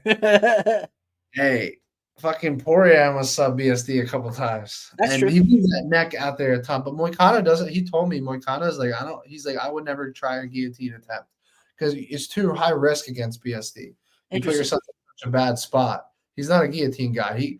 He's very slick and intelligent with his grappling, bro. And I think if BSD, we'll save the conversation. I wish you threw Ailin in there, Maddie. I'd tail it. That shit would be smack. I wish you threw Ailin in there, dude. Dude, in a 3-rounder, so good. But we'll get to those two fights. I wish you, because my model had an interesting result on Ailin, but Brito sub. It's good to hear that you have that side. That's your favorite method of victory as well. Yeah, Brito by sub by far. A weird decision is so long, but I think it's just because of Gomis' tendency to not get finished. I don't think Gomis ever been knocked out in his career, right? No, even prior to the UFC. I don't actually think he's been finished in any method in UFC. He's been subbed once. He got subbed once. Okay, so he's never been KO'd, and that's probably why. Guess who subbed him was Morgan Charriere, a heel hook. Oh, interesting. Yeah, like and that. I'm sorry, but Brito by sub just feels like it's short. It feels free. I agree. It's its easiest path. Like I agree. It's so interesting that's the result because my takeaway is I think Charriere's grappling is kind of impressive and Gomis I think could suck, and it's funny that was the result that ended up happening when those two met. I assume in Cage Warriors. So right. I wish the number was a little bit better, but I'm still going to take the sub because I do feel like I would take it. I think anything north of 2-1. Yeah. So, alrighty, Maddie, let's move on to co-main event time here because your parlay continues on, and it continues on through this fight, which is an interesting one that I saw you take this angle. we'll talk about how this came out from my model because I found it absolutely fascinating. But Nuserdine Imavov, coming off that somewhat controversial win over Jared Cannonier, got the KO, but he was doing well in that fight. It was certainly a close fight at the very least. Now he's got to stop the 6-fight winning streak of Brendan Allen, and this is a high-level title eliminator type of fight at middleweight, Maddie. I think this fight could easily headline this card if Moicano and Saint Denis weren't also on it. They've kind of stacked up these last two fights. That it isn't. Brendan Yeah. Allen came out today and was like, he's like, it's disrespectful that they're not the main card. Yeah. They're the main event because, this is like a potential title eliminator. Yeah, I think at the very least it's kind of sad it's not 5 rounds, even if though it was the co-main event because Brendan Allen. So Gilbert told me that Brendan Allen and his team asked for 5 rounds, and Imavov declined. Bob turned it down, which That's I don't surprise. I think it's confusing because Imavov just looked really good in a 5-rounder against Cannonier, and Brendan Allen struggled in a 5-rounder against Chris Curtis. Yeah, and I think if Imavov is the longer the fight goes, if Imavov is defending the grappling, like I think he's going to get better and better. I like this as a 3-rounder for Brendan Allen, which is why I took his money line. Okay. I'm just looking at it as like, hey, if Brendan Allen gets his fight to the ground and just takes his back, I don't know that he's going to sub Imavov because Imavov I think is very well rounded, but he can steal rounds just by doing that. And I'm like, he just got to steal 2 out of 3 rounds. So I'm like, I love the plus 175 number here. He's super confident, super hungry. I think Imavov's the real deals. So I would play Imavov at a pick'em here. But at plus 175, I got to take Brendan Allen on the money line. I just don't think he's going to be able to get the submission. I think he's going to win a decision like a 29-28. Interesting. We'll look at the numbers because that was the most surprising thing to me is that so Allen comes in huge win streak, maybe a little fortunate because Chris Curtis, if you remember, got hurt in that last round. The thing about the Curtis win, though, I don't think it's going to age well for people because of that, because it was somewhat close. But I also think it was a really horrible matchup for Allen. It was as bad as it gets at middleweight with Curtis' elite takedown defense, great volume on the feet. Like, wasn't that a rematch where Curtis had finished Allen before that at that point, which just goes to show some of the improvement there. But like, I like Brendan Allen at this price too, and I kind of just got to trust my model, even though it's kind of hard to envision the style of this fight. Where is Allen going to take down Imavov super easily? Probably not.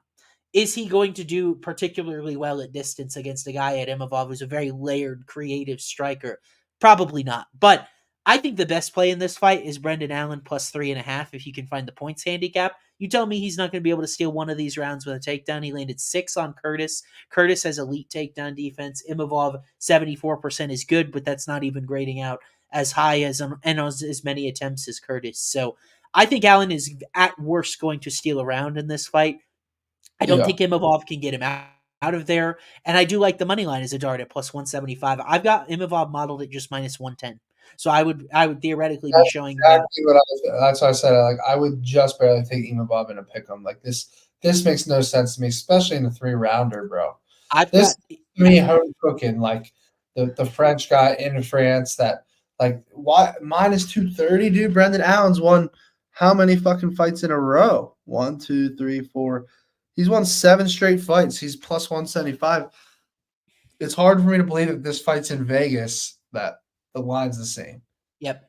Guy got submitted. He submitted Paul Craig too, by the way, which is a huge feather in your cap to your danger. By the way, that's the type of high elo submission win that Brendan. I've got Allen 27.2% by sub. It's like plus 500 or something like that. I gotta play Allen sub, even though I agree with you that I think it's hard to see Imavov getting subbed like in my brain.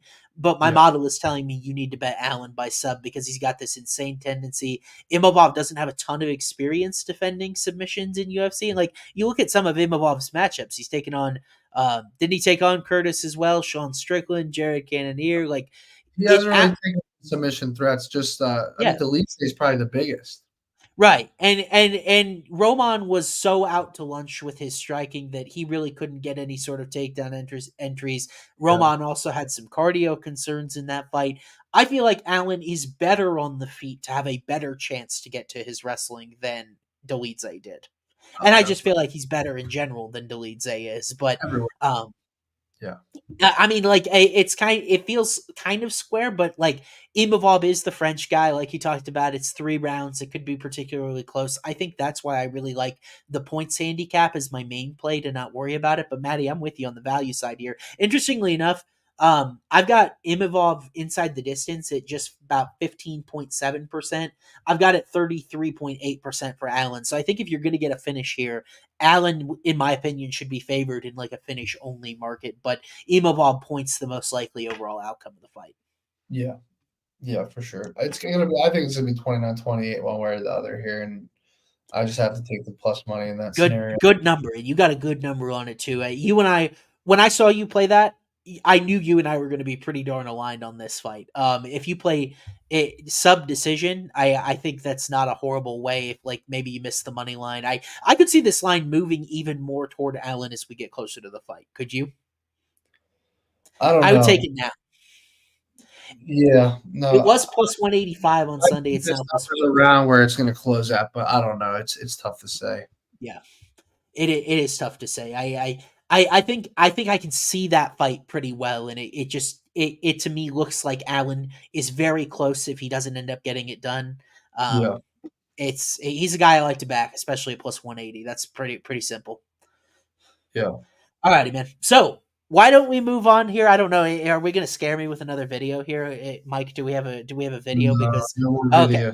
yeah, I was going to say it startled me, the Gilbert Burns one. But if there's a man that deserves a video, it is our home of fight picks friend Renato Money Moicano, and it says it right there in the slide. Forget his first name. We know who Money Moicano is around these parts. He's a good friend of yours, Maddie, and he's taking on Benoit Saint Denis in a high-profile spot that he absolutely deserves. He's got to go into road soil here, though. He's in Paris taking on a guy in BSD who rumored title challenger if he had gotten through Dustin Poirier, but Poirier KO'd him in the second round.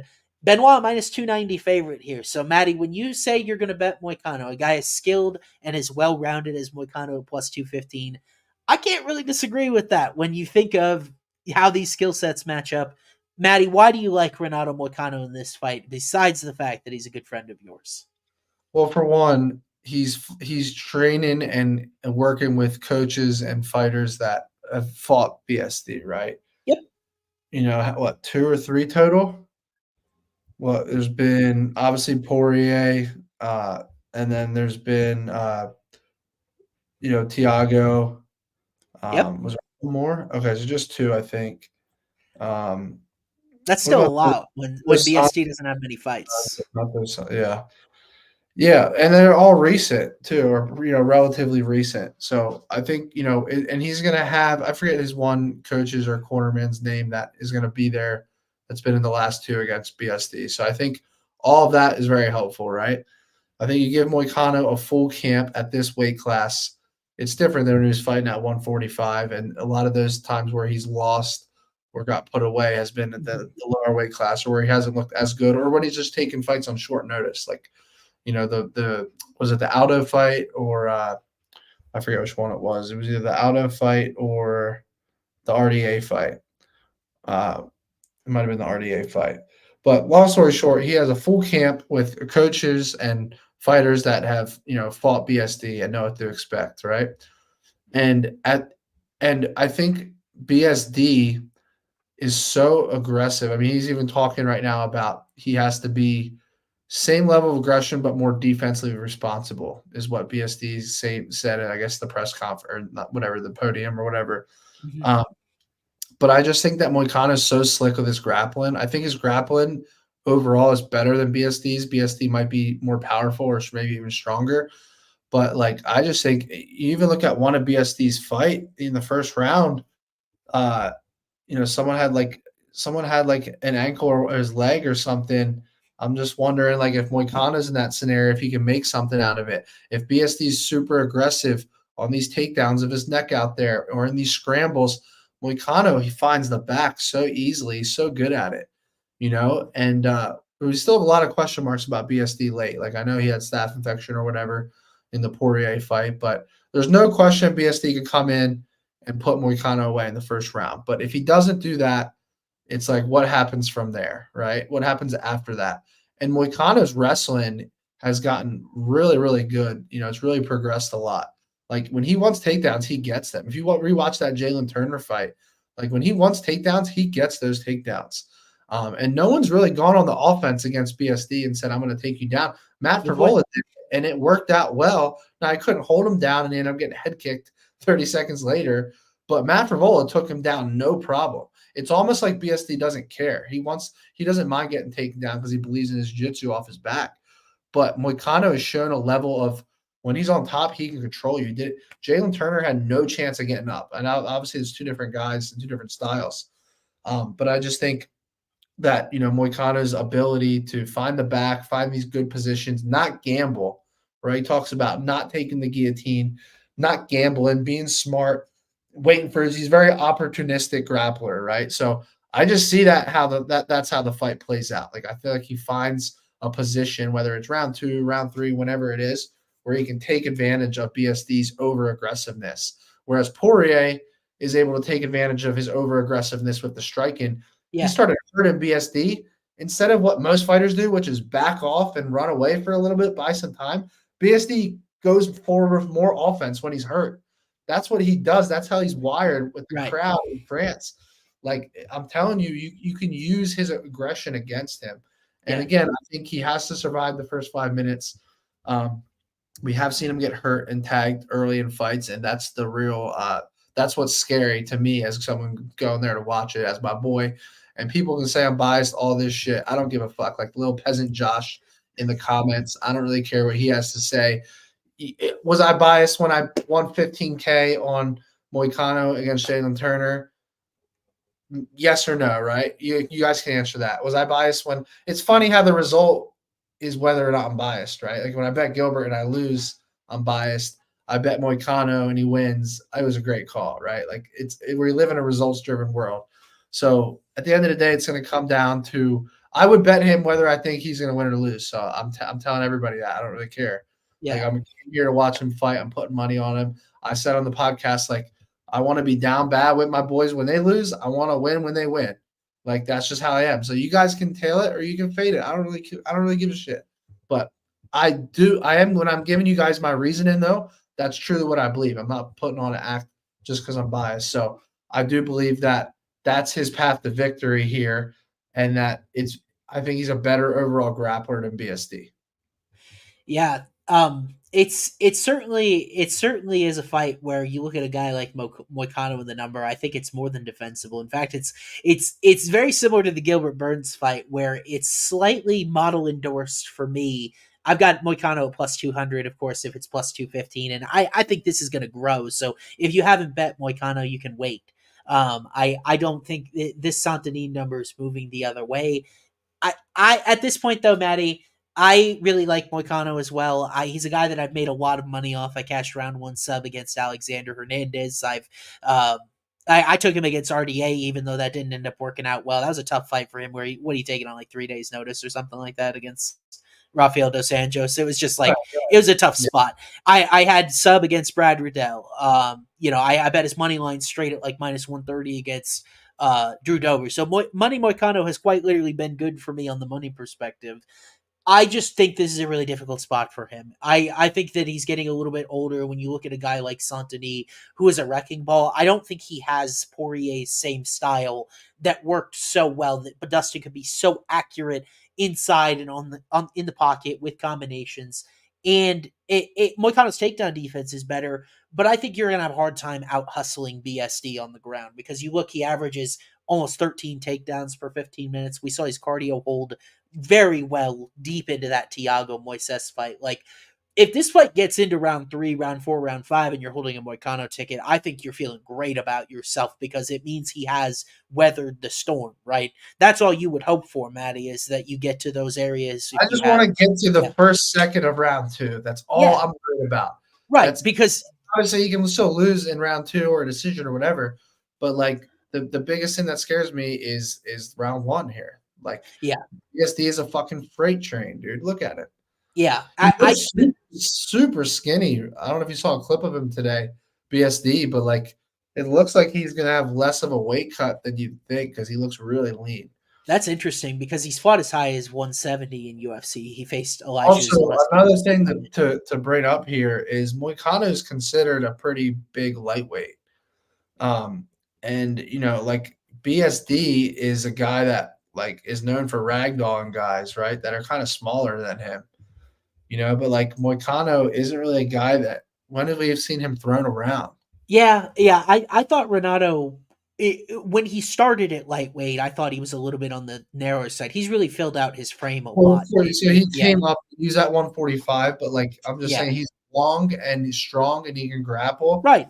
Like Right. I'm saying to this guy in the pod, like, like he to me he's bigger than Gilbert. Like, and obviously Gilbert's kind of a small. Whoa. Yeah. Like Gilbert's got like some size like up top on him, but like when they're next to each other, you would think Moicano's the 170er. Interesting. But again, Gilbert was a 155er at one point too. So yeah. I think the biggest issue for me is that I trust Moicano at distance generally, but the way the Drew Dober fight played out, I'm worried about BSD's both volume and his pace on the feet. I've got knockout like 44.4%. I think if you like BSD, don't bother with his money line. I don't want anything to do with him if you get into round 4 or 5. I think submission is a tougher sell, but I would just play him round 1, 2, 3 at minus 125 on FanDuel. If you like him, that's what I would play. 1, 2, 3 minus 125. If you're BSD, you go 1-2 KO. Yeah. If you're playing Moicano, you go 2 through 5 sub. Yeah. Now, here's one thing I will say, and this is kind of some inside information here, but watch out for a knee up the middle, because I'm telling you right now, if BSD goes for them takedowns, Moicano is ready for that shit with a knee up the middle. Yeah. Moicano by knockout is plus 1,400. I'm just saying. He did it against Jalen Turner on the ground and pound. I don't see him putting away with the boxing, but when guys are aggressive as shit and come forward, they can get hurt in different ways, whether it's a knee up the middle, what Dustin did to him on the feet. Like, you just never know. That 14-1 is insane, dude. Yeah, it is pretty lengthy given the ground and pound we just saw. But like I think the plus EV betting decision here, Maddie, I actually think is Renato Moicano. And like that comes from me as somebody who's like, I'm trying to not be the biased party here because I don't have the existing relationship. I think mentally I would prefer to bet Benoit round 1, 2, 3, but this isn't a great fight to bet at the number. I feel like BST still, it's weird to me he's still maybe a little overinflated off that Poirier fight. Maybe it's because he looked so good in the first round and a half or so of that fight, but it's weird this number is so big. It is like, hey, I've made the video, French fighters 11-1 in their last 12. It feels like UFC wants this to be a BSD spot, but I mean, like, I will say, I think the path to the top 5 for both of these guys got wide open with that Dan Hooker win, because either one of them to me could beat Dan Hooker, and like off of this win, and it's like, now. By the way, you want to see, because they're tweeting back and forth Poirier and Hooker. I think I'd rather see Poirier Hooker than Poirier Gaethje at this point. Really? I think Poirier Gaethje, given the attrition both have suffered, could be totally random. And to me, Poirier Gaethje was one of the best UFC fights I've ever seen. The second one ended with the head kick. Max Holloway really killed the hype of Gaethje, man. He made him look silly that fight. And I feel like Gaethje now mentally, like Hooker is still a savage and insane mentally. Yeah. Like he eats the head kick from Jalen Turner. Like he can just, I don't know what it is. I feel like that's a better fight now. Gaethje, I feel like, is towards the end of his career now. He even said, he's like, if I ever get put to sleep like that again, he's like, I'm done. Like Max Holloway, like I said after Gaethje got put to sleep like that, I was like, he shouldn't take a fight for 1.5 years after that. Yeah, because he that got was bad. He took a beat down all fight and then got put out cold at the end. And that's a 5-round war. Like, I just don't see him coming back to being the same guy. I think Dan Hooker has really good length. He's crazy. He has a chin. Like, and the first fight was that was fight of the year. Yeah. And by the way, let me see if I can KO TKO round combos. So BSD KO rounds 1 or 2 is +2. That's a garbage number. That's a garbage number. It's interesting. +200 to win in either round 1 or 2. Either round 1 or 2 by KO. BSD. It's like that. It's like that's the thing, is that maybe I think BSD is going to win. A lot of the numbers involved aren't great, so I this may not be a good betting main event for me. And by the way, final note: Josh gets to stay because he backed me up on Kevin Jousset when everyone else said I was an idiot. Yeah, here's the thing, guys. I don't ban people unless they're just like scumbags. Like we all want to talk and debate and have fun. Like we're not going to ban people for having different opinions. Yeah, it's just like the people that are absolute scumbags. Like that's the people we ban that are just annoying as shit. Yeah. And like guys, Renato Moicano is a very high level MMA fighter. It should not surprise you if he wins this fight because he's beaten several guys who have had rankings who have won a ton of fights in UFC. Experience difference outside of Dustin Poirier, who's Benoit beaten that can even compare to the guys Moicano has fought? Jose Aldo, RDA, like insane, dude. Guys, Maddie's not picking Roosevelt Roberts or Gabriel Miranda because he's his friend and it's somebody that's going to get absolutely fucking steamrolled. It's like Moicano's just plus 215. He very realistically could win this fight. Even when I picked Gilbert Burns, I was right about everything. The only thing I didn't see happen in that fight was the speed. Gilbert was like not the same speed and like a little bit older. He was, but I was right about everything. I knew Sean Brady couldn't ragdoll him. I knew that he wouldn't be that much stronger. I knew he wouldn't, out grapple him. He didn't do any of that. It was just he was a little faster on the feet and landed more volume. That was it. You know what that Gilbert performance reminded me of? It's like how you see LeBron James play now. It's like he's not in his prime anymore, but he has like these spurts. He would have these spurts where he would reverse Sean. It's like that's Gilbert. And it's just like your body when you get older doesn't have as many of those in him. I think the age is less of a concern with Moicano at 35. I still consider this the very far end of a fighter's prime. It's when you're over 35 is when the statistical decline really starts. So I don't think Moicano is at a spot where I'm super concerned about age and like a big level fall off here. I agree. So, and you would know as well because you talked to him. So, Maddie, with the main event in tow, thank you for guys for sticking with us for all 14 fights. We're going to try to reward you now with a parlay or two at the end of the show. Of course, first we build our quote unquote safe parlay and actually full faded at Noche UFC. So we got to do better. What was it again? We had I think we had Alexa Grasso. It was bad. Let me pull it up. That Grasso performance was atrocious. Yeah, it was tough to watch. Okay, so we had Manuel Torres to win. Lazy Boy fight doesn't go the distance, and then Diego inside the distance. So it wasn't Grasso. It was, and by the way, if there was so early in the week, I wouldn't even have took Torres. I would have took him out of that because I ended up just hammering the under the 1.5 in that fight. I love that fight. Yeah, it's a good call. But let's try to build a safe parlay that actually has more success this time. We usually try to keep it around 5-1 or so. Maddie, we try to review our favorite plays on the card. So is there a particular money line that you're thinking about where we were both all in and I think we both liked Frevola at even money, but it's just, or we could go just fight to not get a distance on that one. Or we go, no, let's do what was the fight where we liked the round 1-2? You like round 1-2. Remember it was minus 110 to win in round 1-2. Oh, one of the larger favorites on the card. Yeah. It was halfway through the card. The light heavyweight fight. Oumar C, right? 1-2. Thank you. Oumar C, yeah. Yeah. I want to put that in there. Oumar C to win in round 1-2 at minus 110. I like that as well. I'm down to put Oumar in. We got a little pushback from chat. They're kind of thinking he's maybe a little fraudulent. Hey, Jive too. I really like Oumar C. So I'm down to put it in there as well. I like does not go distance in the Frevola fight more than his money line at this stage. I'm down with that. Yeah. Okay, so we will put in here the Frevola Ziam fight doesn't go the distance at minus 124. Yeah. And by the way, anyone that's tailing the parlay, if you can't get the round wins in round 1-2, you might just have to go inside the distance. Just know you're going to pay a little more juice on it. Yeah, I feel like round 1-2 props are usually available at a ton of shops. So hopefully that turns out okay. Not always taking them as one bet though. Yeah. I wish FanDuel had point spreads. I feel like Brendan Allen plus 3.5 would be perfect in here, but FanDuel doesn't have point spreads. So let's see what else. How about all right, so what do you think about Joe Anderson Brito inside the distance? Hold on, let me add the second Okay. one again. What's the second leg again? So we got Frevola, no distance. Oumar, round 1-2. Yeah. All right, let me see what this is at first. Fight to not go under 2.5 or fight doesn't go the distance. I would no. rather go doesn't go distance. Okay, so a -110 and a -124. That's at plus 244. So we really just need one good leg here.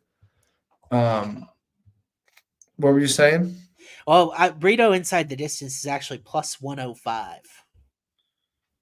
That's a little scary. That's sketchy. I'm running far away from that fight now.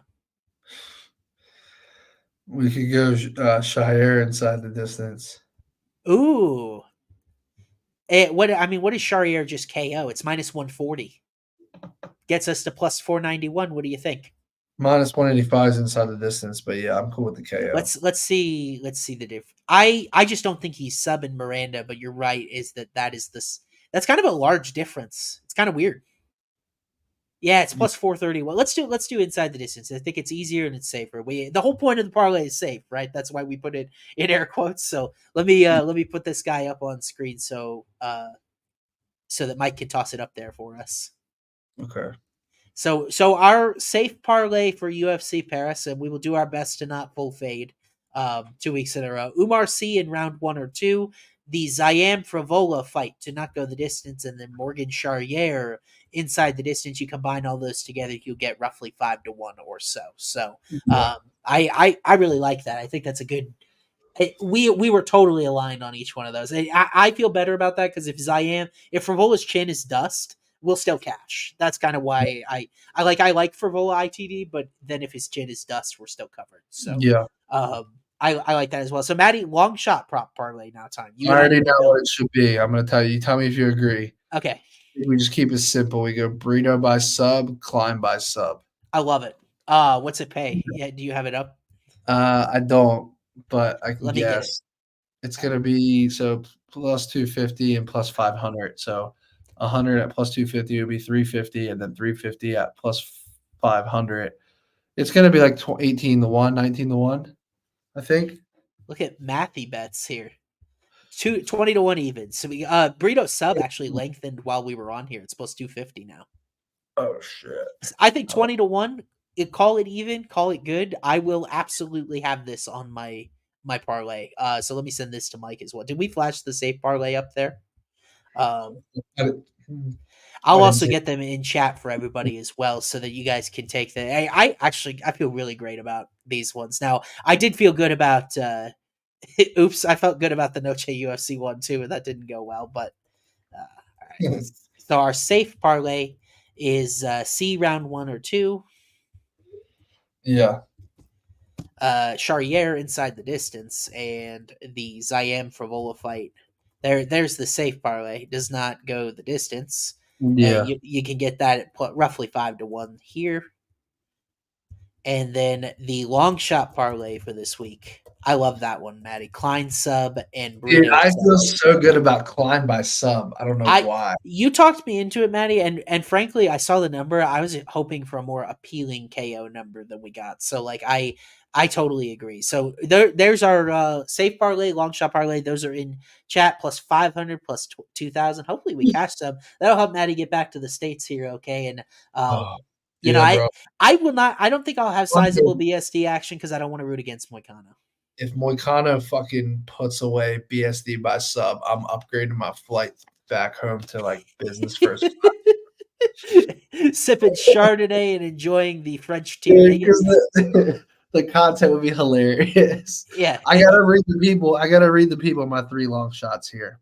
Okay, let's hear. We got some additional early long shots. You like money line parlays, which I typically hate money line parlays in UFC, but I did do one.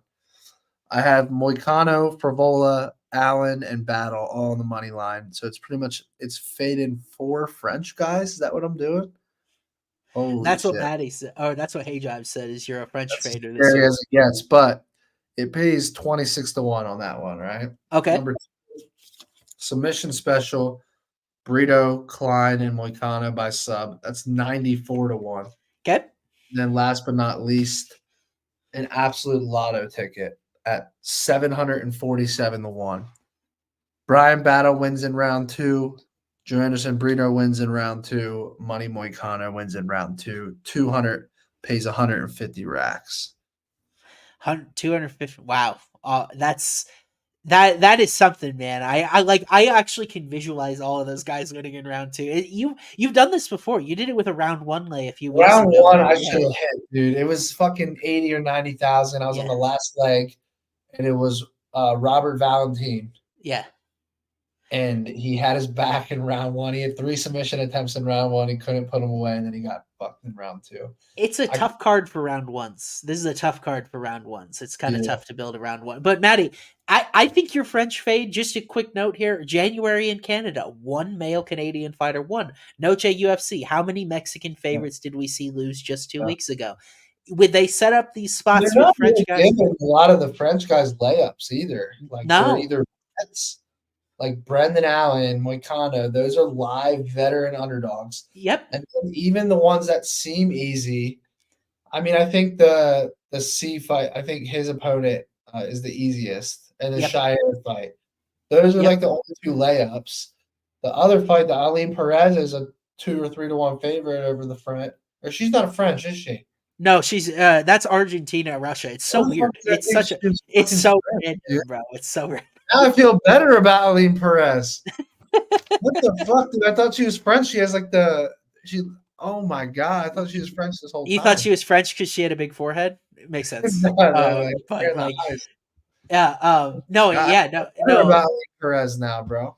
Yeah. Like you look at Taylor Lapilus taking on a guy like Vince Morales, durable, power. Like it's not the easiest fight in the world, right? It feels like, and by the way, Morales has added some grappling stuff on the regional scene, so tough fight. But we appreciate you guys tuning in. There's we got a logo from Moicano. No secret who we are rooting for, but of course my model doesn't root for anybody, and that's why I was happy you guys tuned in. You got both perspectives, and you can make your own decision. But thanks for tuning in to our UFC Paris show. I believe we'll be back next week. I want to say Apex card. Maybe I'm misremembering that. Next week's UFC 307. Dude, how about that? Is Alex Pereira's submission is next week, bro. Yeah, so we've got Alex Pereira, Kulu, Roundtree in the main event of that one, women's bantamweight strap, or should I say the Kayla Harrison placeholder between Raquel Pennington, Juliana Pena, also next week as well. Yeah. So we'll break down both those title fights as well as the rest of the fights, UFC 307 in Vegas next week. We hope you tune in. That should be at our more normal time because Maddie won't be in Europe at that point. So we will have a more normal time. We're doing Wednesday nights in football season. So Wednesday night UFC 307 preview. I'll of course tweet it out at XASwame3. He is at Matty Betts with 2 S's on the end on X, Instagram, Telegram, all of those social media channels. Thank you guys for joining us. We appreciate it. We'll see you next week.